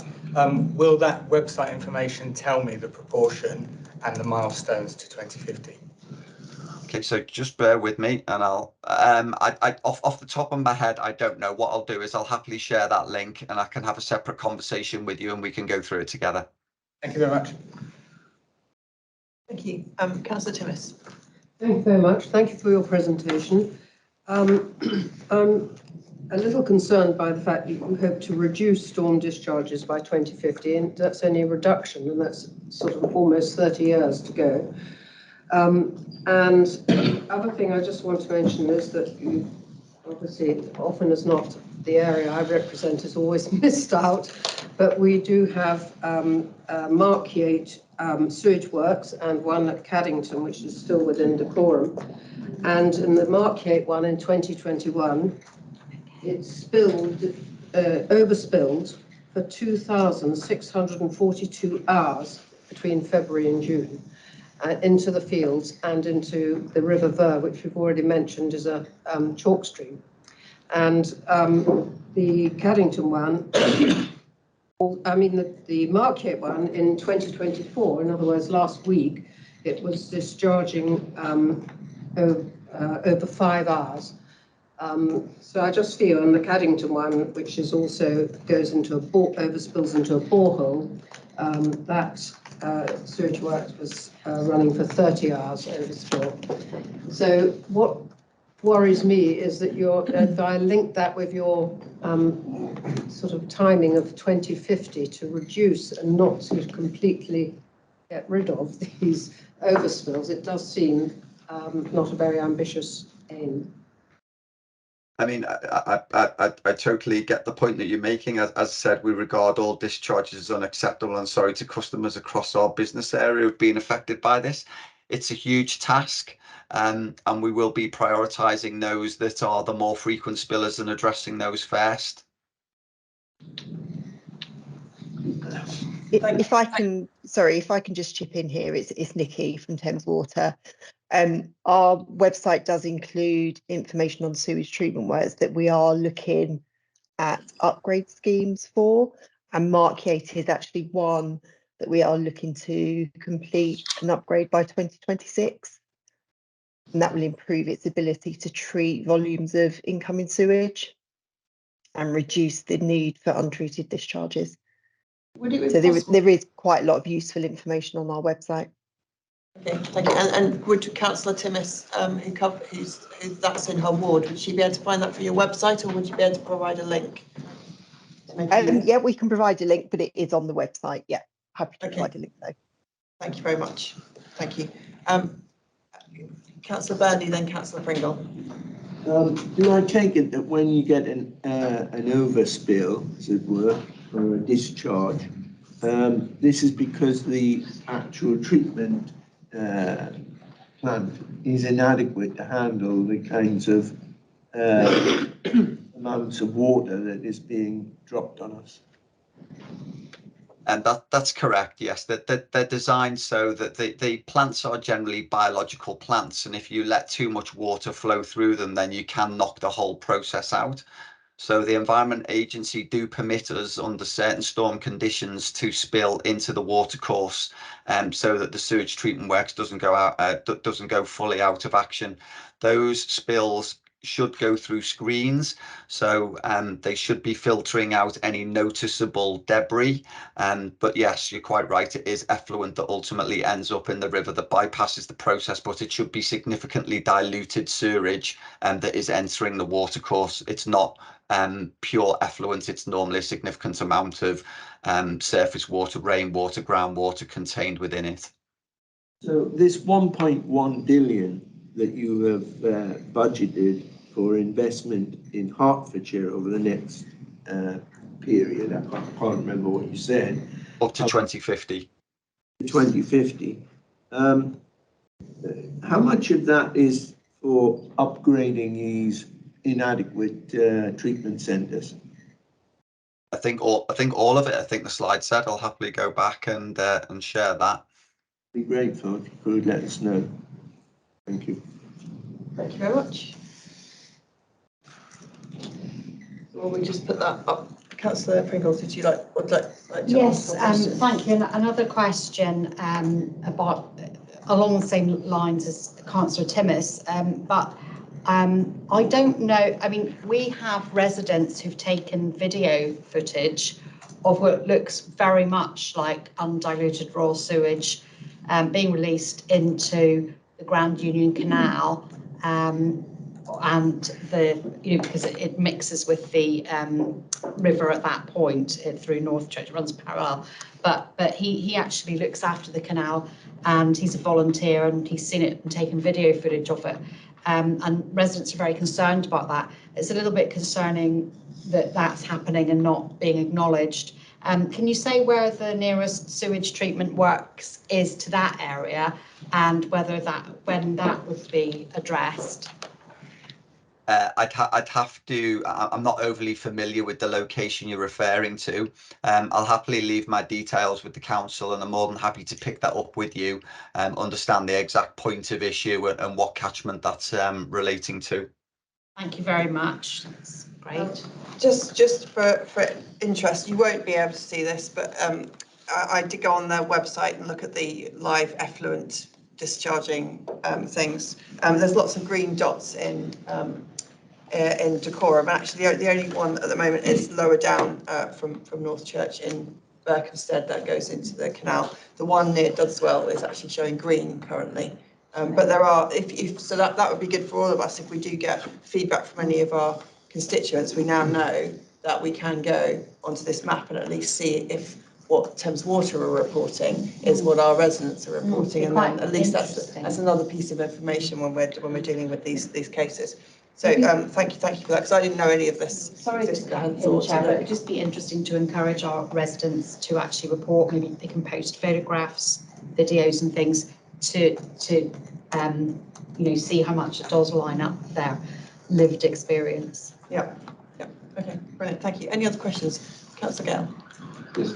Hello. Thank you very much for taking the time to come here this evening. Thank you for staying. I'm driving around occasionally in the borough. One often sees road spills. Burst water main. I suppose they're burst water mains or floods by the side of the road where a pipe has burst or something unknown has happened. And it doesn't seem always to be related to rain or rainstorm. There are a couple of places in my ward where more often than not I see floods don't seem to be related to rain. And I wondered if you might be able to say anything sort of generally about what might cause these things, or whether the situation is getting worse or better.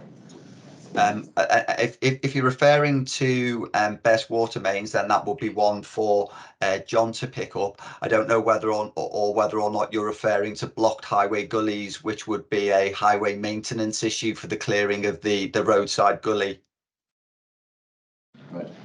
Certainly, if you are seeing water in a location where you would not expect to see it, it could be a leak, and we have a leakage line for it to be reported on, they'll be investigated. Basically, if you see water you don't know where it's come from, report it to the Highway Authority, report it to us, and someone will get to the bottom of it. So it seems like there's not a common one particular cause. It could be Mark knows there are multiple causes for these issues. Sometimes the problem is getting to the bottom of who. Fundamentally, we provide the clean water, they deal with the wastewater in this location, and the highway authority deals with the highway drainage. Kind of usually, you'll get to the bottom of it eventually. It's one of us. And that's the joy of casework, isn't it? When someone comes to us and says, help with this, it's trying to work out whether it's highways, whether it's us. the first call to find out? If you really don't know, and Sarah and James will know, I would report it to the lead local flood authority, and then they'll kind of have an initial investigation and they'll provide you with advice. Thank you very much. Any other questions for Thames Water?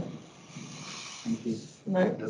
Well, just to say thank you very much, Mark. I think there was one other point that was made earlier about would it not be possible to capture more of this water in the winter to prevent flooding. John mentioned the Abingdon Reservoir, or as we like to call it, the Upper Thames Reservoir, and that is the principle of that particular design, where water will actually be captured in the upper reaches of the Thames when we do have a lot more rainfall during winter periods. It'll be captured and fill that reservoir, and then in the summer, when flows within the river have reduced, that water will then be released back in to the river and then abstracted further on down in the catchment. So there is some forward thinking going on in these matters. Great. Thank you very much. I think that has completed all of the things that we asked. I've got some nodding heads and some smiles. So thank you very much to all of you. And I think you can be released. So thanks to Mark, Nikki, Sarah, Amy, and John. Thank you very much. Thank you. Cheers. Bye-bye. And thank you also to the committee for your questions. And I know that's something we've been wanting to ask about. But I think that's going to mean our conversations about this topic will be much better informed in the future. Right, if you know, we'll carry on because it's 9:25. We do have one more item on the agenda. I have discussed this with people who know, and we do have to discuss this evening. It can't be postponed, I'm afraid, because it is time sensitive.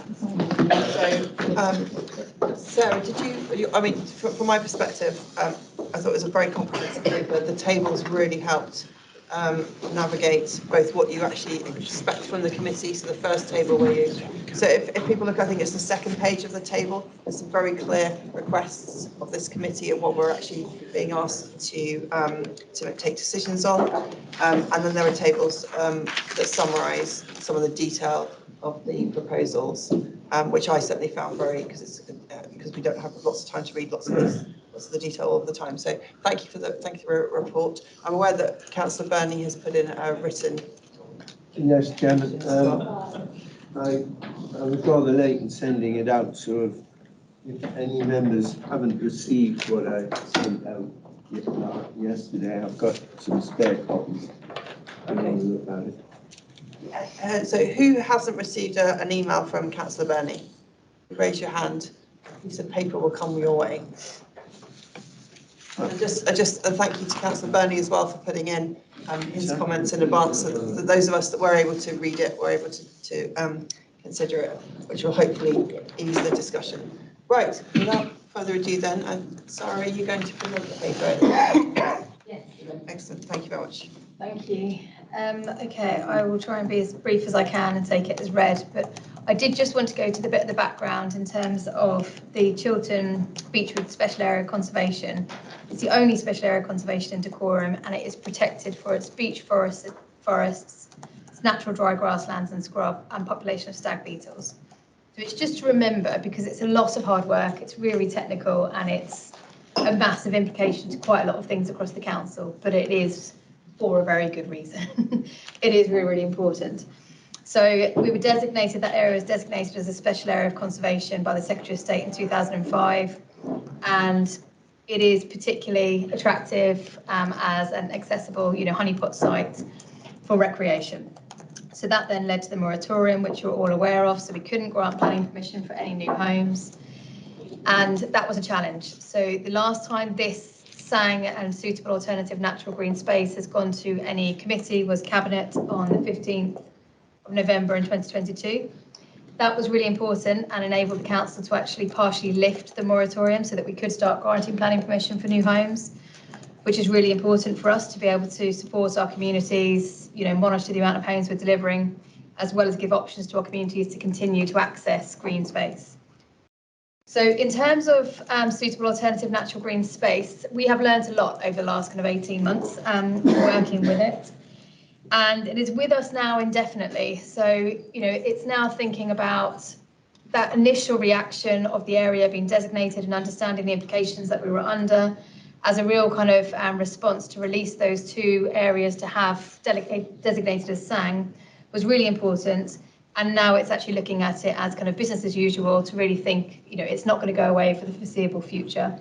So it's really horizon scanning and have a strategy for our SANG. So hence the recommendation that we now look to the next phase of our council-owned sites to be able to look at taking them forward as suitable alternative natural green space, look at the way that we then allocate those credits to different house builders and planning permissions across the borough, and really start to think about it and so how it can support our communities in the best way, as well as dealing with other areas of SANG provision that may well come forward in the future. So we're kind of moving away from an immediate project response, if you like, and moving much more into that business as usual, and a lot of this work is kind of operational. So at some point in the future, SANG could be lifted, and I don't know when that could be. There's no roadmap to that. It would need quite a lot of milestones to be achieved, hence less people travelling to this site and this site kind of repairing and restoring. And in any case, as and when that does come forward, we will still have those SANG credits already provided, in that kind of current time. So those SANG credits need to be maintained for 80 years. So it's just really kind of highlighting that this is, part of our kind of council operations now. So there's just a few matters in the report. Natural England is a really big kind of player into this suitable alternative natural green space, and they really set down the rules and be able to say what can and can't be SANG. So the size is important, the ability to have walking routes, a natural feel, the ability for car parking.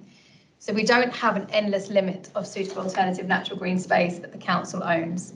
And we don't have it, geographically kind of spread all over the areas. It's just, what can and can't be. So I don't have any extra sites behind what I'm currently recommending. That would be a phase 3. As and when, if anything changes, then obviously we would need to kind of come back to you and come back to Cabinet. So you can see here that there's a couple of technicalities. Paragraph 1.6 shows that the size of the SANG then has an impact on how many housing sites can then rely on that.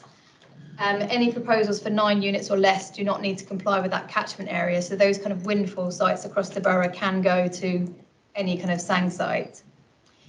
And we can see at paragraph 1.8, it highlights that the council SANG is mostly available around the kind of south of the borough. Hence, the approach we've taken in the new local plan is for the large sites and allocated sites around Berkhamsted and Tring to be able to make sure that they can provide their own SANG in the future.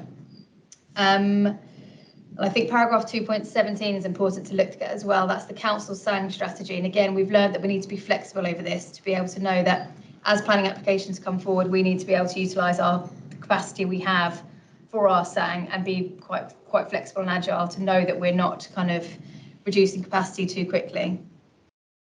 So in terms of the next stages, you can see paragraph 2.16 looks at Gaybridge Park, Margaret Lloyd Park, and a future extension that links into the planning application next door, which is a site allocated in our current core strategy.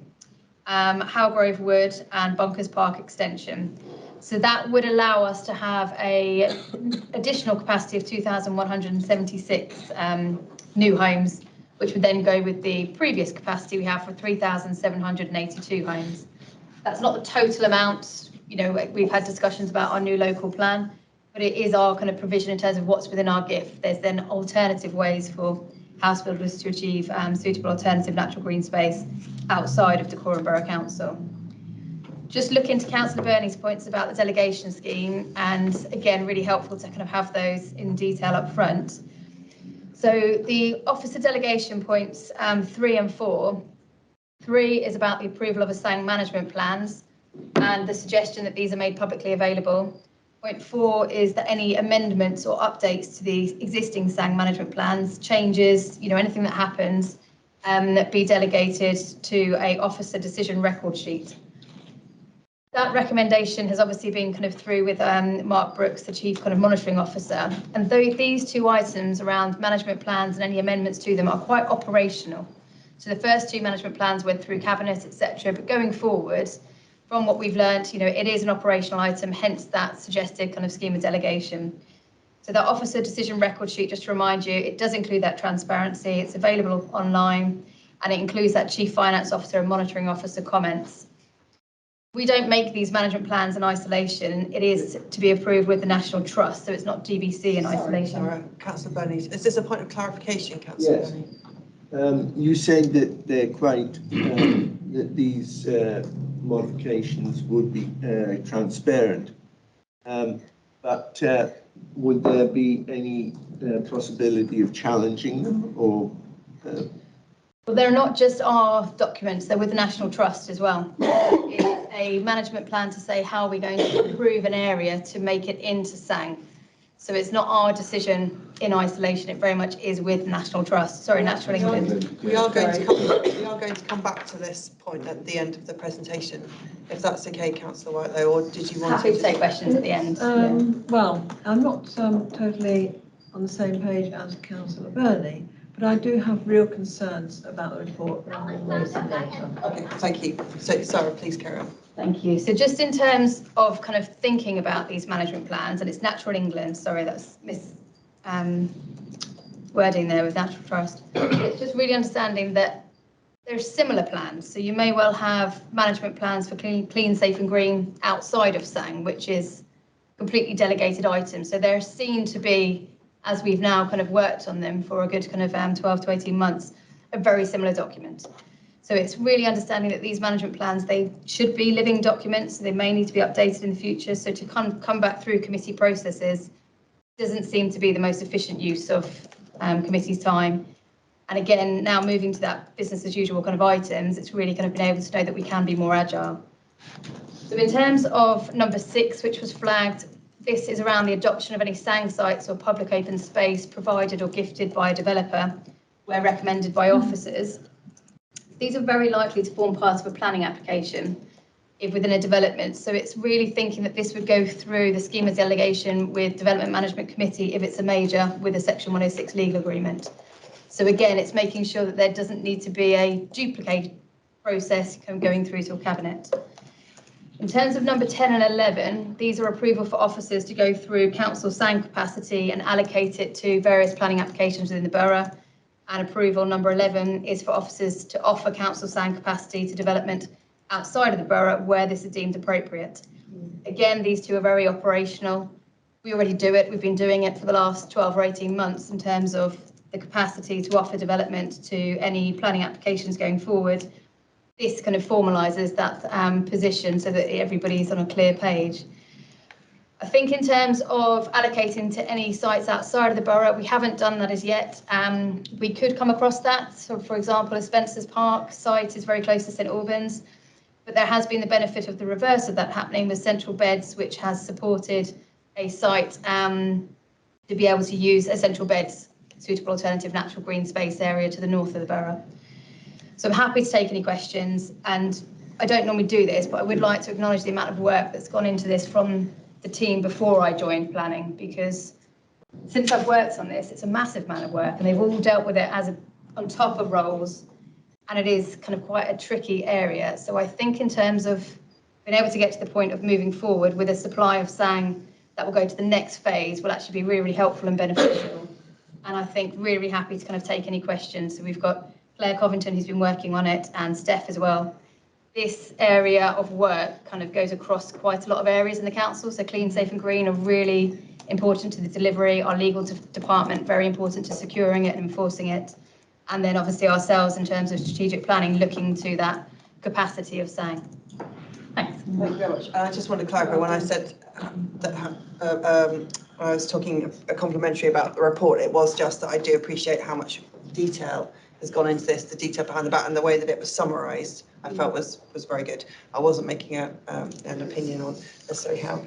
We've also got Councillor Whitelow first, actually.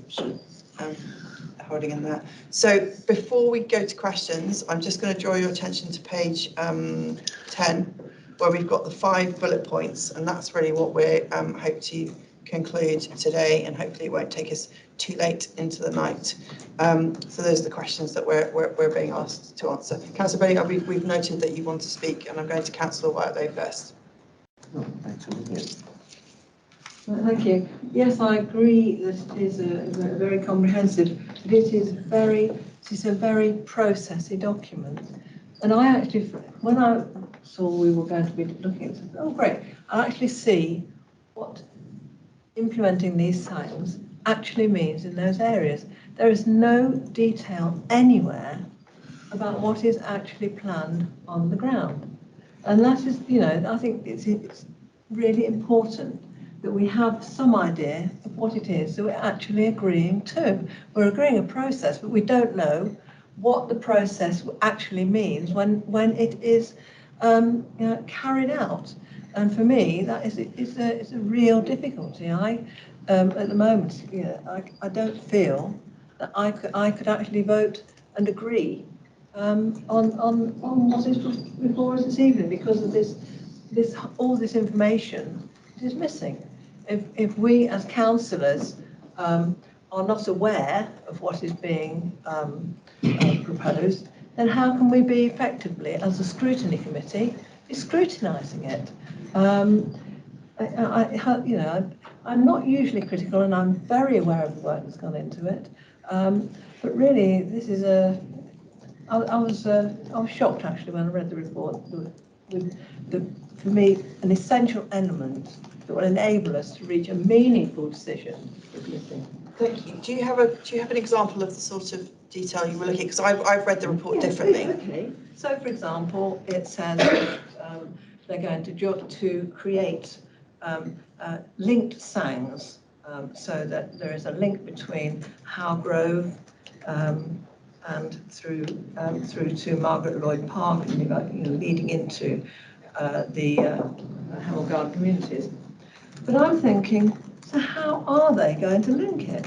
Because you've got 2 areas of separated woodland, which is Margaret Lloyd Park. I am being very specific here, but these are the sort of things that we should be considering. You've got Margaret Lloyd Park, you've then got the link road, you've then got Howe Grove Wood.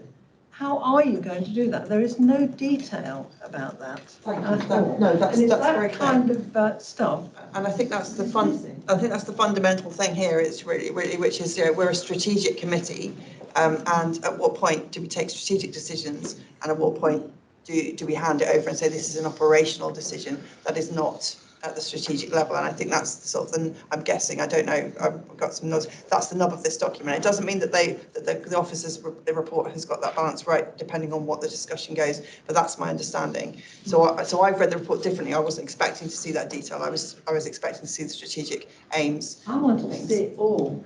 I'm sorry, maybe I'm being greedy, but no, I cannot visualise what the impact of the decisions that we are taking is going to have on our residents, and why are we sitting here tonight? Well, let's hold that thought, because I think if we were to go forward with something similar to this, how we would then be kept up to date, and how we would be involved, how the ward councillors particularly would be involved when the next stage and the detail of the things are happening. I think that's something we'll hold that thought, because we'll have some more questions, and then we'll go back to officers to answer all of those, because I think they're quite linked, if that's okay, Councillor. Thank you. So I'm going to go for Councillor Burnley first, then Councillor Deakin. Thank you.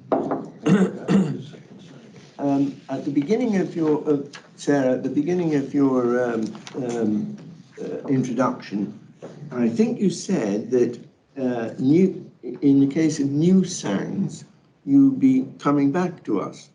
Is that correct? The recommendations in the report are there any in-principle decisions about whether Gadebridge Park or Margaret Lloyd Park should become a sang is very much sitting with members. Then the detail in terms of the management plan, similar to the management plan for Bunkers Park, etc., which goes through and says where the park benches might be, where the entrances might be, where the crossings might be, how they take it from a basic kind of, public open space to a level of SANG is then delegated in those management plans and then costed up and implemented out on site.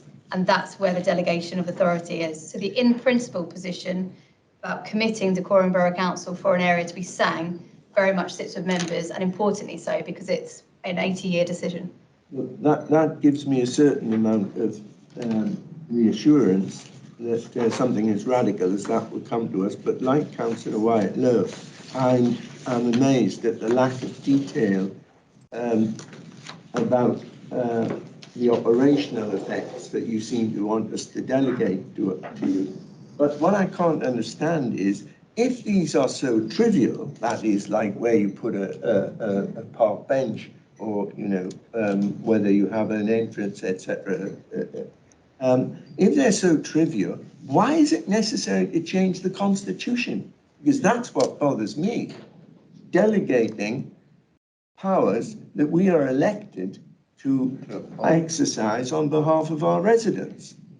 And I have the highest regard for our officers. I'm not thinking that there's any jiggery-pokery going on here, but I do feel that it is our duty to jealously guard our right to take decisions on behalf of our delegates, of our residents. And if there are as trivial as this, why can't we have a quarterly report on the SANG situation, as we do on many other items within our purview, within our sphere of influence in this committee? That, it seems to me, would solve the matter entirely, and make a change to the constitution, which is terribly radical, unnecessary. Before we move on, could I just have advice on whether this proposal does change the constitution? It is in the recommendations, and that was a request from Mark Brooks to be sure that if any requirements to the constitution was needed. So we do change the constitution, fairly frequently when we're looking at different levels of delegation, and it's just been able to understand that the constitution is relatively silent on suitable alternative natural green space because it is such a new item. So areas such as being able to kind of take items forward need to be added in. And it's relatively similar to Section 106 legal agreements as, how they kind of may go through. But the Constitution is mainly silent on it, hence the need to amend it. There are many items excuse me for holding the floor, Chair, but there are many items relating to planning, for example, which are delegated effectively to officers.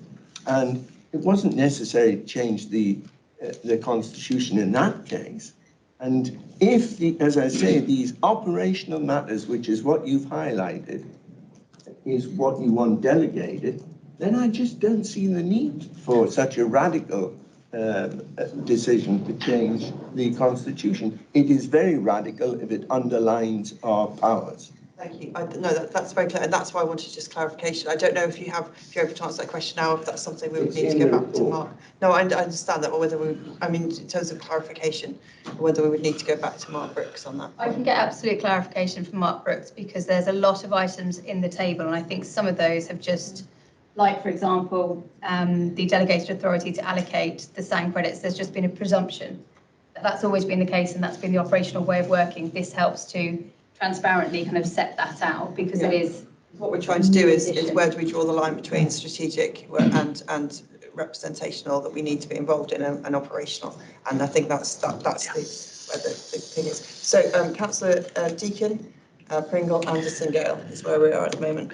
Yeah, Chair, maybe I'm more trusting, but my questions are just on the first part of point 2, which was looking at the suitability of the SANG sites, which I think that's still something you want us to do this evening. I want to go off piece. Absolutely. So that's part of the recommendations, is to be able to make sure that those sites, that they are, we have that kind of approval from Cabinet to take those forward. No, thank you. So I will bring us back to that once we've had our questions. Do you want me to park my question? No. Keep asking questions, but we're not going to come to a conclusion. No. So I think we touched on it. If something is granted a full SANG, does that mean an improvement with the facilities in the area, possibly. Okay, and you mentioned Bunkers Park refers to an extension. Does that mean Bunkers Park already has SANG status? Because I'm aware, we did mention the part of the land opposite the cemetery, but I am aware that we've a farmer or an individual was renting some fields across the road, and I think that rental agreement has stopped, and we're reclaiming that back for ourselves. I'm not sure what you know, where Bunkers Park is at the moment, if that can be clarified. And this is probably helpful in terms of thinking that actually the request at this moment to be able to know that Gaybridge Park in principle, Margaret Lloyd Park and the second extension to Bunkers Park, once we know that we have that decision from Cabinet, officers can then do that due diligence and take that forward. Whereas what's happened previously, we've done all that pre-work, we've done a management plan, we've done the costings and we've taken that through to Cabinet, not really knowing whether it was going to be supported. So we're doing it the other way around, rather than starting all of that pre-work, getting all that detail up front, at risk, you know, perhaps that it might not be then agreed.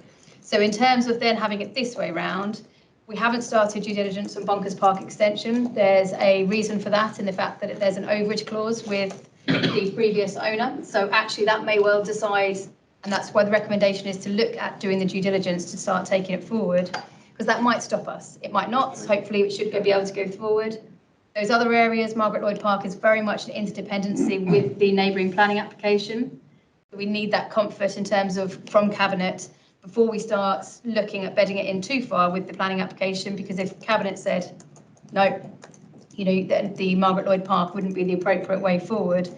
So the suggestions kind of going forward will then have that level of detail as that officer's decision notice, and that's where that kind of level of detail would get to in those latter stages, rather than doing the pre-work up front. Fine. So you know, it's not my say, but if it was, I would certainly recommend to support Bunkers Park, especially as a lot of local walkers are losing some dog walking parks with Centurion Golf Club have been doing and closing certain things, and any heaven forbid potential extension to that can only make that area worse. So, but as a local chap, I'm fully supporting. Thank you. Councillor Pringle. Yeah, a couple of just maybe brief questions following on from Councillor White-Low. I would hope that in terms of the detail, that there would be consultation with local residents as to the sort of things they would like to see incorporated in the design. Is that going to be feasible? Might bring Claire in for previous experience on these, but in terms of the requirements to make it to a suitable alternative natural green space, it is very much in Natural England to make that technical item.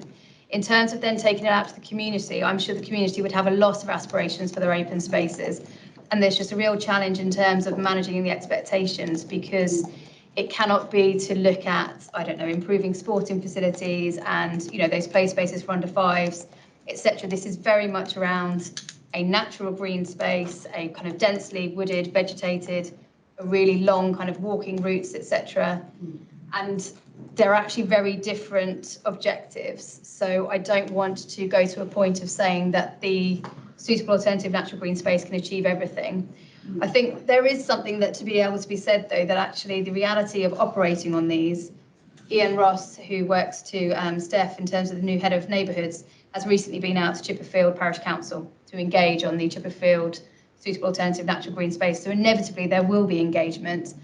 I just don't want to have it as a, you know, statutory kind of consultation, etc., with a big kind of consultation because of that managing expectations point. But the parish and town councils, I think, have a key role in these kind of going forward. Yes, but I was thinking along the lines of, you know, it's probably a good idea not to have every bench inside, you know, local people might have an idea of where they want a bench to be or the route they would want a path to take, for example. And just a little follow-up, does this have to be land that's already owned by Borough? Would Borough consider purchasing private land? That's an interesting question, and one that is not in the report and not for this evening. So just to answer the question is, It can be a privately owned area of suitable alternative natural green space, or it could be privately owned by a house builder, or it could be owned by a third sector. So I'm referring to there, you know, it could be a Boxmoor Trust, it could be anybody else. And that, as long as whatever the space is, suits those requirements for Natural England and is designated as suitable alternative natural green space and has legal covenants to say it will be there for 80 years and meets everything, they can then go out and kind of look to house builders to start looking at those SAN credits. Really positive position for us because it takes the pressure away from Dacorum Borough Council. There's also the opportunity then for a house builder to then own a big site and realise that half of it is going to be suitable alternative natural green space and the other half is going to be homes. Again, putting them into that position that it has to be ticked off by Natural England and then legally secured in perpetuity of the 80 years. So it's not only DBC, we've not got to any approach about considering any sites in the future, and we're far from that. We've got enough to stabilise ourselves on, and then we can look to the future as and when we need to. Thank you very much. That's very You've informative. already said, I'm sorry to intervene, but you've already said that this will be a new SAN, and therefore you would have to consult the council, for example. When I say new, it's not a new area. It is an area that's already designated as public open space. So it's a park that would be newly allocated. I know Councillor Whitelow wants to come in, but I'm going to go back to my list, otherwise not everyone's going to get to speak. Councillor Whitelow, you are on my list. It was something that Councillor Pringle said that made me immediately put my hand up. And I certainly wasn't being critical of that. You made a very valid point. You say, why can't we have a consultation? And I'm afraid, Sarah, you said immediately, well, we don't want to. So point of order, that wasn't my point at all. Well, it felt as if you were saying, would it be, you said, would it be possible to have a consultation if we wanted something? But my point is that, Sarah, you then said that you didn't want to get it bogged down with a consultation. I will summarise at the end. We will come back to that point about how do we involve. I'm sorry if I'm misquoting you, Councillor Pringle. So no, we're going to move on just for time. It's very clear you didn't say that, and Councillor Whitelow has apologised. So Councillor Anderson, you are next on my list. If I can briefly cover off two previous points and then raise the concern I had. Certainly may, yes. It's your turn to speak. The Constitution is a living document. It is changed as and when circumstances require it. So, for example, when the Town and Country Planning Act was passed in 1990, there would have been substantial changes made to the Constitution to include the provisions on how the planning system works. This is something new, and that's the reason why we're being asked to consider changes to the Constitution. The other thing I wanted to cover off is, I think this table 2, paragraph 223 at the bottom of page 15, is critical in understanding what is and what isn't being sought for delegation. Because the first one says approval for council-owned public open space to be used as saying where these sites have previously been reported to Cabinet. That is the distinguishing point, which I think people were struggling for in the previous discussion. The issue I wanted to raise, though, concerns how the SAN will be prioritised for different sites.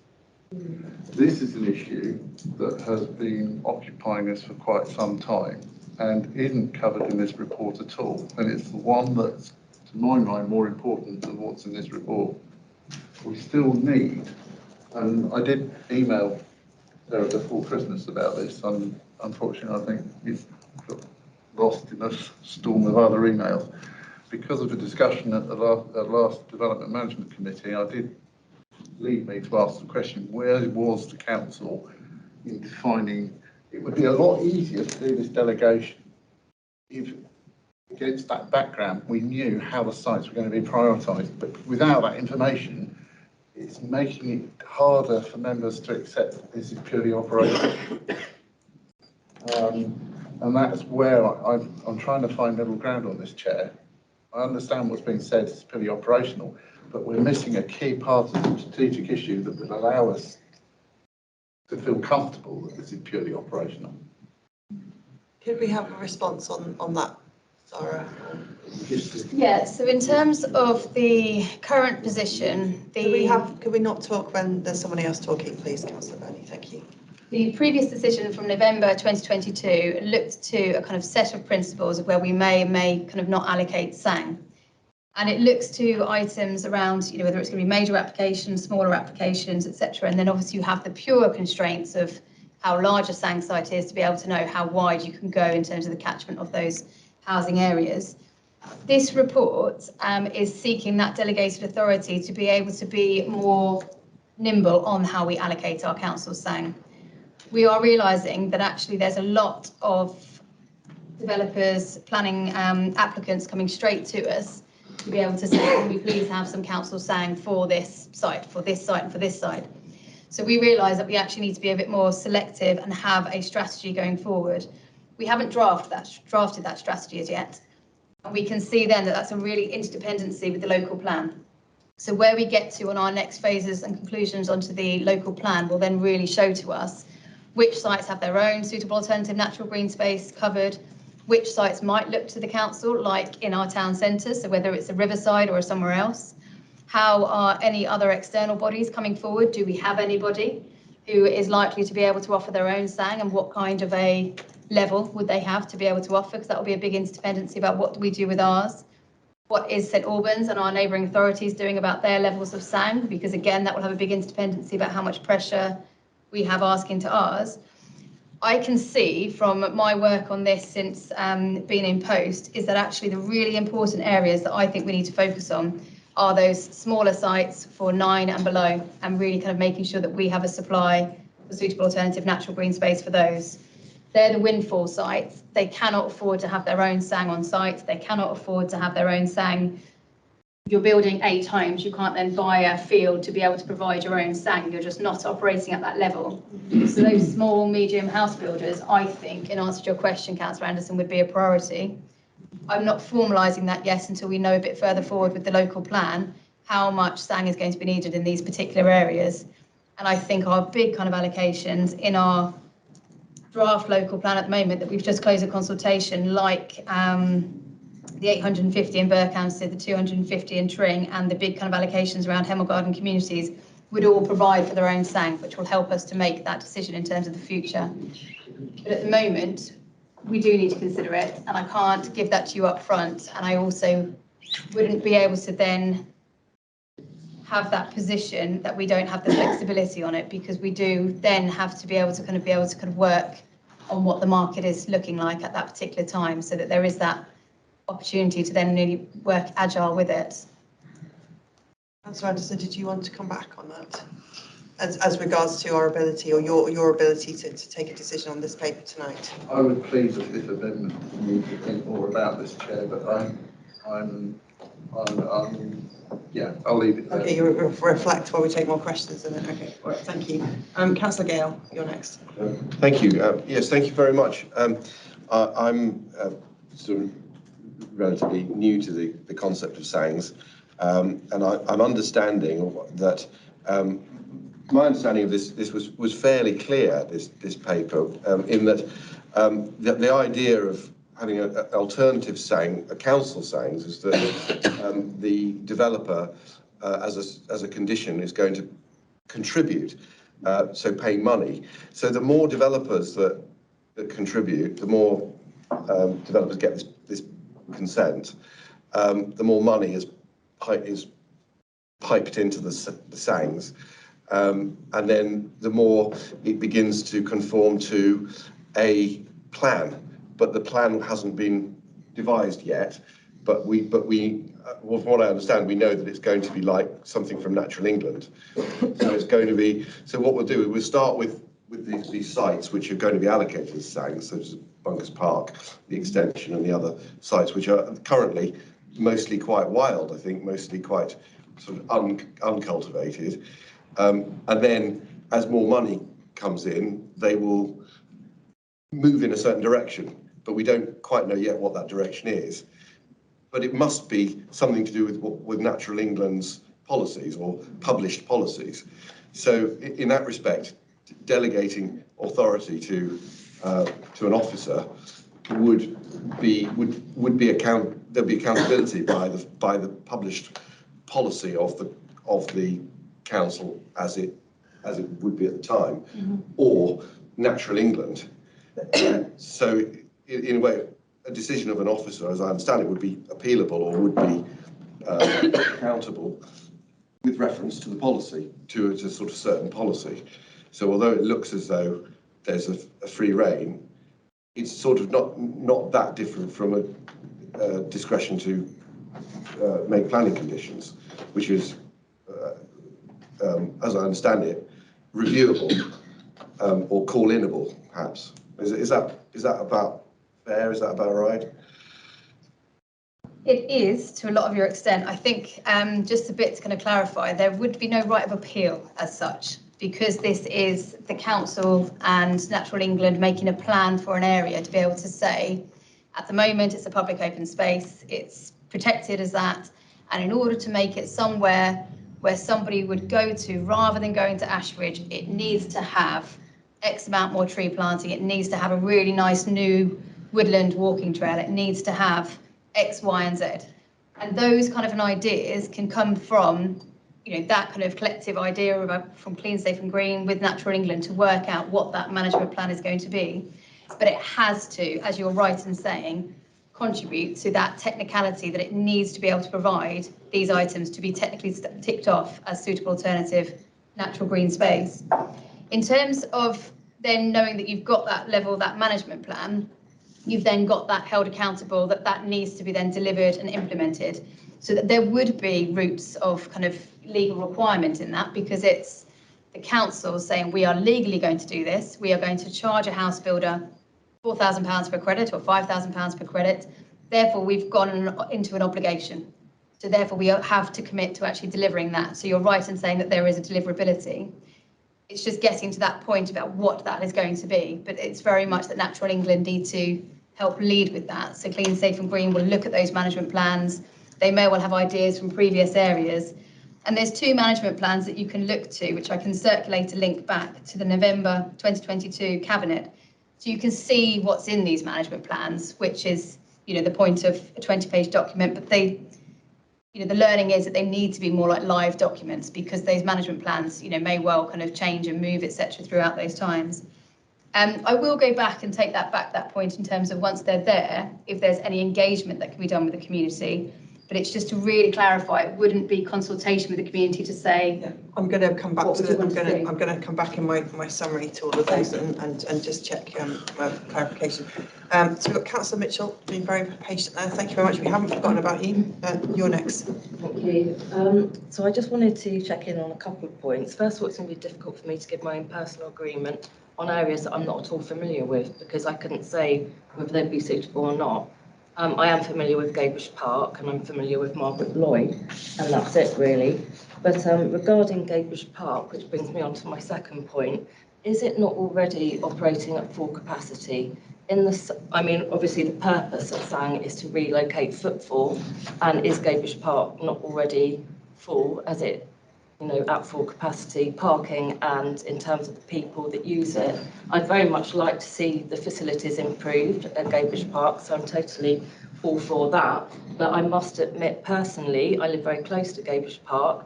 I avoid going there in the summer holidays because it's pretty horrendous, you know. So I would actually then go to the rural areas or to Ashridge to avoid that busyness. So I'm just wondering, in terms of the capacity that it operates at the moment, what we will do. I mean, I'm gathering maybe you're going to use the additional space, not the main park, but still to get people to actually want to go there. And also, you know, will it be going over capacity? So we've done some capacity surveys to check the capacity, because that's the key point from Natural England as well. And as I understand it, and it hasn't been confirmed as such, but the pre-work has started to be able to look and say the recreation areas, which are the main busy areas, would not be part of the suitable alternative natural green space. So obviously, as you go forward to the kind of wider areas of Gabrish Park, they would be the areas that would be the new, improved, more natural kind of areas to be that kind of counter offer to that kind of an Ashridge. I'm thinking the field next to the main recreational area, that is used for football. Yeah. So how would that work with that? And this is part of this needing to kind of work it through in terms of understanding what the existing visitor capacity is, when those kind of peak moments are, The wider Gadebridge Park is actually quite extensive, kind of going forward to other areas, and how those kind of wider areas can then be improved, changed, altered to be able to meet that suitable alternative natural green space, and then check how much additional capacity does that then equal to. Fully aware it's not going to be the entire red line around Gadebridge Park, and Natural England have already said that. Natural England wouldn't have allowed us to go through about a recommendation to say, should this be sang, if they weren't comfortable with it. So there is some capacity there.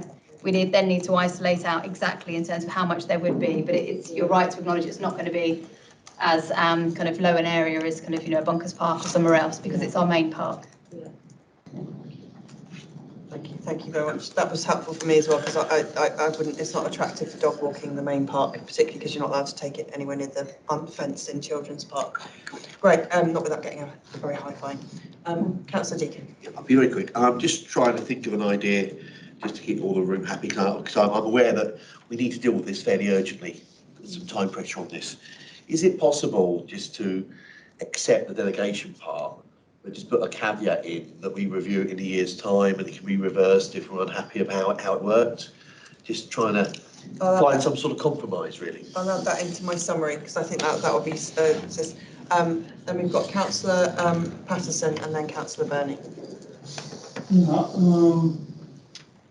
One thing occurs to me that we've had Chipperfield Common as a saying for some time now, so there must be some sort of management data on expressing how much difference it actually makes in terms of asherage.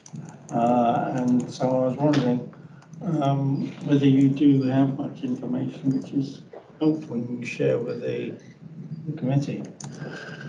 Not yet. In terms of Chipperfield, we've had the management plan signed off since November 2022, and then we had the drawdown and movement of monies to Clean, Safe and Green to be able to go out and recruit to 18. We're still in those stages of recruiting and getting those final people in to implement out on site, and it is common land.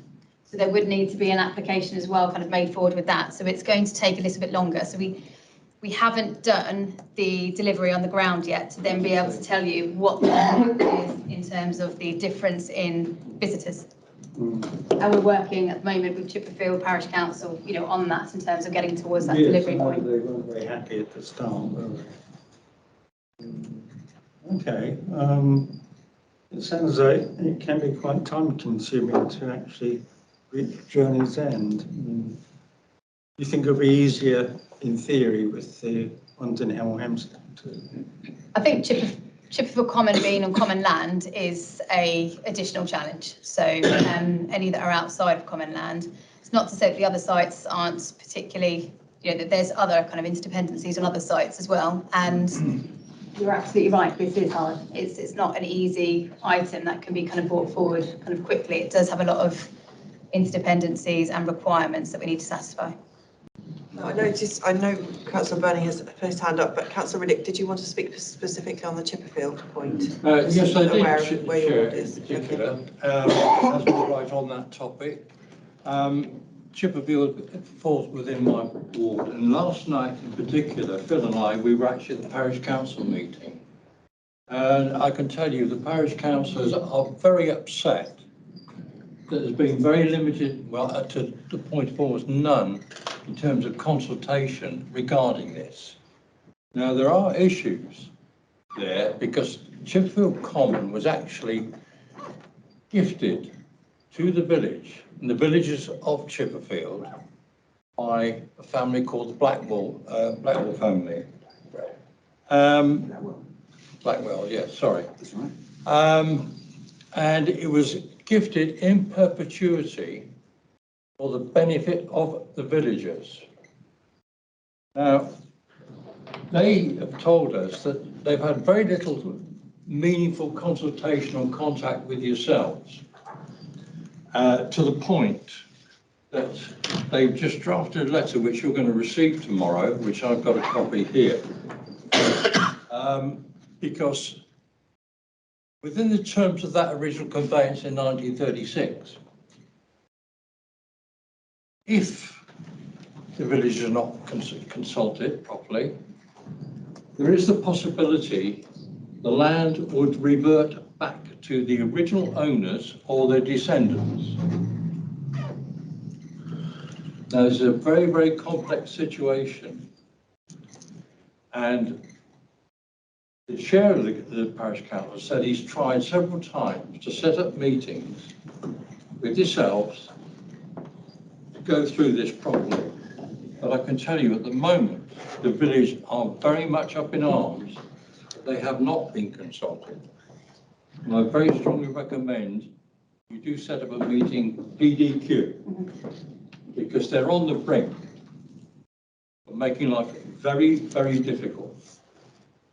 That's the last thing you want after all the work you've done.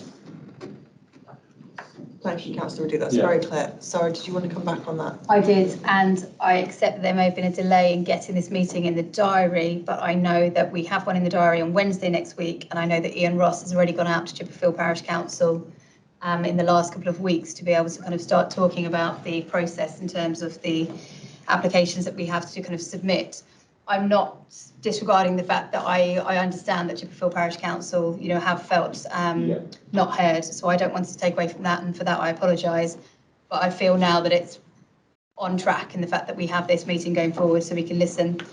And I know that there's a variety of issues that they might want to take forward outside of SANG as well. When did you set up that meeting? Because we got the impression last night that there was no meeting taking place. Yeah, well before Christmas. We've been going backwards and forwards of dates for quite a while, so that's in the diary. name was never mentioned. Yeah, and in terms of the ownership, it's actually, this is going into detail, but it's owned by Dacorum Borough Council because Chipperfield Parish Council was not set up at the time when it was gifted. Yeah. So we'll take that out of here and offline, but thank you for raising it. James, did you want to add to that? Only when members are finished, Chair. Okay, thank you. So Councillor Benny. Just a question of detail that sparked by whoever was talking about Gadebridge Park. What I understand that we quite frequently have filming crews down there. How would activities like that be impacted if that became a SAG? Would we have to discontinue such operations? We wouldn't have to discontinue it in complete kind of entirety, but we would need to limit the amount of car parking let to film crew. So that has been part of that consideration. There are some possible financial implications of this.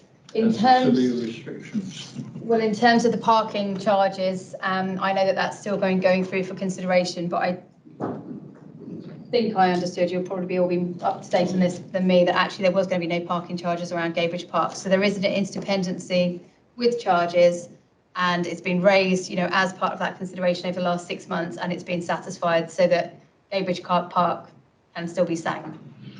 Well, I would say personally that I'm impressed by the amount of work that you've done on this, but not impressed by the amount of detail that we've been provided with.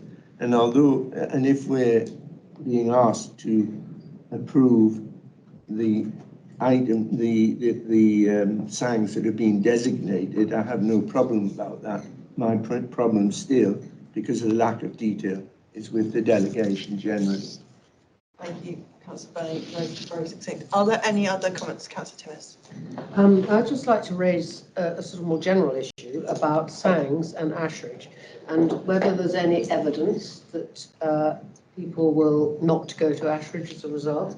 I'd also like to ask a question about Ashridge gateways, which sounds very like another sort of, I don't know, title of something sort of a bit obscure. And also the fact that every house built is going to be contributing approximately £500 to the National Trust and Natural England.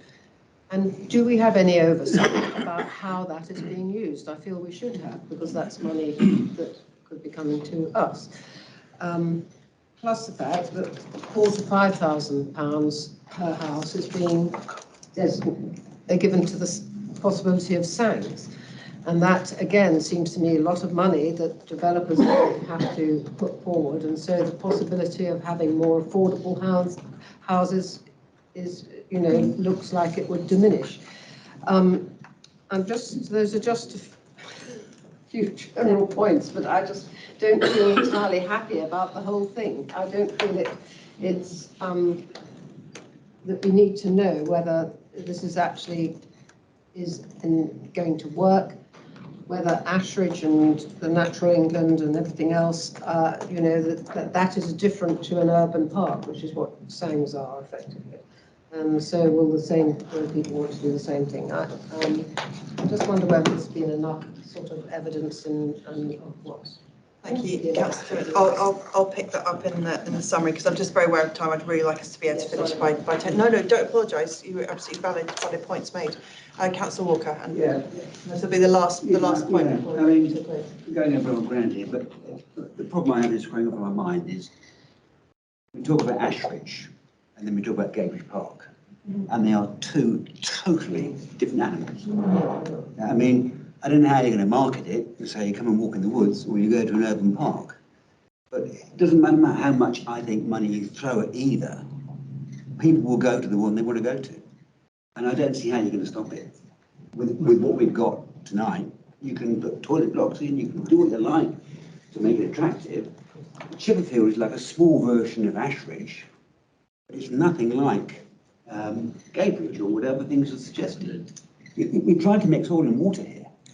And you can shake it as much as you like, and while you shake it, it's together. But as soon as you stop, it separates. And that, to me, is the biggest issue. I mean, you know, Ashridge, Gabridge, what's the similarity? Very little for a walk. And that's the problem. It doesn't matter how much money you throw at it, unless you stop or prevent or make it more difficult or for people to go to Ashridge in those type of areas, they are not going to go to Gabridge, you know. It's just never, we are wishing something that is not going to happen. And we can write as many pages on it as we like. The fundamental problem is that's how it's going to be. You make a very good point. In preparation for this meeting, I had a look at the Ashridge website. Yeah. It still has a cafe, still has toilets. Yeah. It has pictures of people walking their dogs. It says, here we are. So that's something that they're still encouraging people to go there. So, sorry, did you want to say something very quickly on that? Then I'm going to summarise it and we're going to try and move to a decision. On those just very quick matters of detail, I don't want to say that this is perfect. I don't want to disagree with you, but I can see the challenges you're raising. Natural England have used this with other special areas of conservation interest, which has recreation pressure like this, like Thames Basin Heath. And it won't do the exact same item, but it will be able to offer alternatives. It's like if you go for a walk 3 times a week, you know, 1 or 2 of them might be in different kind of locations. So it's just not as clear cut as saying you would never go to Ashridge again and you would always go to Gabridge Park. But it does help. It's a strategy used county-wide, countrywide. I don't want to go to merits whether it works or not, but it helps to be able to, you know, get us through this situation. And it does work to an extent, has been proven elsewhere, but I take the point that, you know, in reality of every day, you know, whether that's always going to be your choice. And just in terms of National Trust and having their management plan and being held to account, there's a memorandum of understanding that we're currently finalising and signing into, and there will then be a quarterly board set up with governance, which will then be us looking to collecting that money, of which we've collected an amount already, and then holding Natural England or National Trust, to account to be able to say, have you spent it? Have you started to make those improvements out on site, etc. So that governance area is being set up, and that's been led, you know, at the moment with all the partners involved. Thank you very much. Thank you to everybody for that. And I'm not trying to rush this because it is very, very important. I'm going to have a go at summarising this. I'm going to have a go at possibly putting a couple of suggestions that might help us move forward on this. But I've just been told that, James, did you want to say something before we... Just want to come back on points, Chair, if that's okay, from the discussion and bring this back. So thank you, members, for all your questions, and thank you for Sarah for answering lots of the points that have been made on what's a very complex subject here. Just really want to bring members back to this thing about the housing delivery. You know, this was all brought in, you know, a couple of years ago now, simply because there was a lot of pressure on the special area of conservation at Ashridge, so we had to stop granting new residential planning applications. So a lot of this strategy is very much angled around trying to unlock housing development moving forward. It doesn't mean, I think picking up on Councillor Whitelow's question about sort of linking spaces, this is the last word on our open space strategy or even our green infrastructure strategy for the borough. This is something we can come back to and we can discuss with you, and certainly, Steph, I'm appreciate it's a bit role for very long, but these are conversations that officers are starting to have really about something wider on green infrastructure. So that is probably for another day. So there are some challenges here for members here with constitutional changes and the levels of delegation, but we do need a system, however it kind of shakes down eventually, where we have some flexibility to deliver these spaces in an appropriate way. And I'm sure we can come back to these arrangements in due course, but it's very important we get something in place fairly soon, because I think another member, I think I've mentioned it a bit earlier today in the meeting, that there is a sense of urgency about this. We are falling behind on our housing delivery at the moment. With the government published their housing delivery test just before Christmas. We're doing better than a lot of other councils in Hertfordshire, but we are struggling, and that increases our planning risk on being subject to these predatory planning applications. So it's very important we get these solutions in as soon as possible. Just one final thought, if I may, Chair. I mean, I think the key message I'm hearing from members tonight is around engagement. And I think there's plenty that your officer team are hearing tonight. And I think there's probably a big role here for ward member and parish council engagement when we've got these sites in the right places, really, so that we're not necessarily formalising the decisions for management plans coming back to committees necessarily, but there is an appropriate level of member engagement and maybe community engagement when we're shaping what these sayings look and feel like. Just one final point on this. We don't have an entirely free hand on this because they've got to satisfy Natural England, and also from an operational point of view, I can't sort of speak for Steph in terms of her service, but her service has got to be able to adapt and flex these as needs be. Sorry, not stealing your thunder, yes, Steph, I just wanted to make that point. Thank you very much. Thank you. I'm going to put this forward for a decision because we do need to move on this. I think we've had very close to timing constraints, potential pressure that we will get to pretty much what James said, to build to match our building requirements. James has said some of the things I was going to summarise, but I'm going to propose to put this forward with the caveat that we need this minuted for officers to take away, is that when it gets to the point of developing the mitigation strategies, or sorry, the management plans for the individual signs, that ward councillors are involved and at least kept up to date. So on an operational level, if the ward councillors aren't interested or it looks good on the face of it, then I don't think in every single case you'd have a lot of engagement. So it would be, but I think that's important, and they represent the residents, and that and it's in that case that I think ward councillors are in a good place to decide. They know their residents best, whether it looks more like a consultation with a very small c, or whether it is just a bit of involvement. There's plenty of opportunity to get the community involved in the general upkeep. So that would be the first thing, to have a commitment from officers that if we do pass this paper tonight, that when it comes to the detail of what things are going to look like, you will involve ward councillors. On the transparency point, I think somebody mentioned a quarterly report, but I think if we could add, how are we doing on SANGs? We've updated this many management reports. We've spoken to this many people. Chipperfield are now happy, or they're still unhappy for these reasons. So we get. It doesn't have to be detailed, but could we have a report on kind of where we're going if we are going to rescind some of the overall control? And for me, it's the balance between the strategic and the operational. So if we were to agree with the report and say, this is mainly operational, but we do need that feedback on how the operation is going, and you are going to involve the ward councillors. There's been some comments on the SANG impact. I know there's nothing really we can do about it. It's a Natural England requirement. We have to put these SANGs in place, particularly if we want to build the houses. But I think it would be, this committee would find it useful to have some idea about, has it made an impact? I mean, it might end up being that we just disagree with Natural England. We've done this, but I think whether it's made an impact or not would be useful information for the committee to have.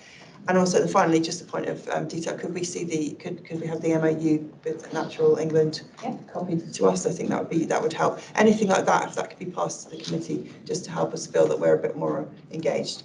Okay, so on those, with subject to those considerations, which is my attempt to summarise some of the concerns, we've been asked to agree that the updated mitigation strategy matters are presented in a report to Cabinet. It's basically just we're saying to Cabinet that, or the officers are saying to Cabinet that this is the way forward.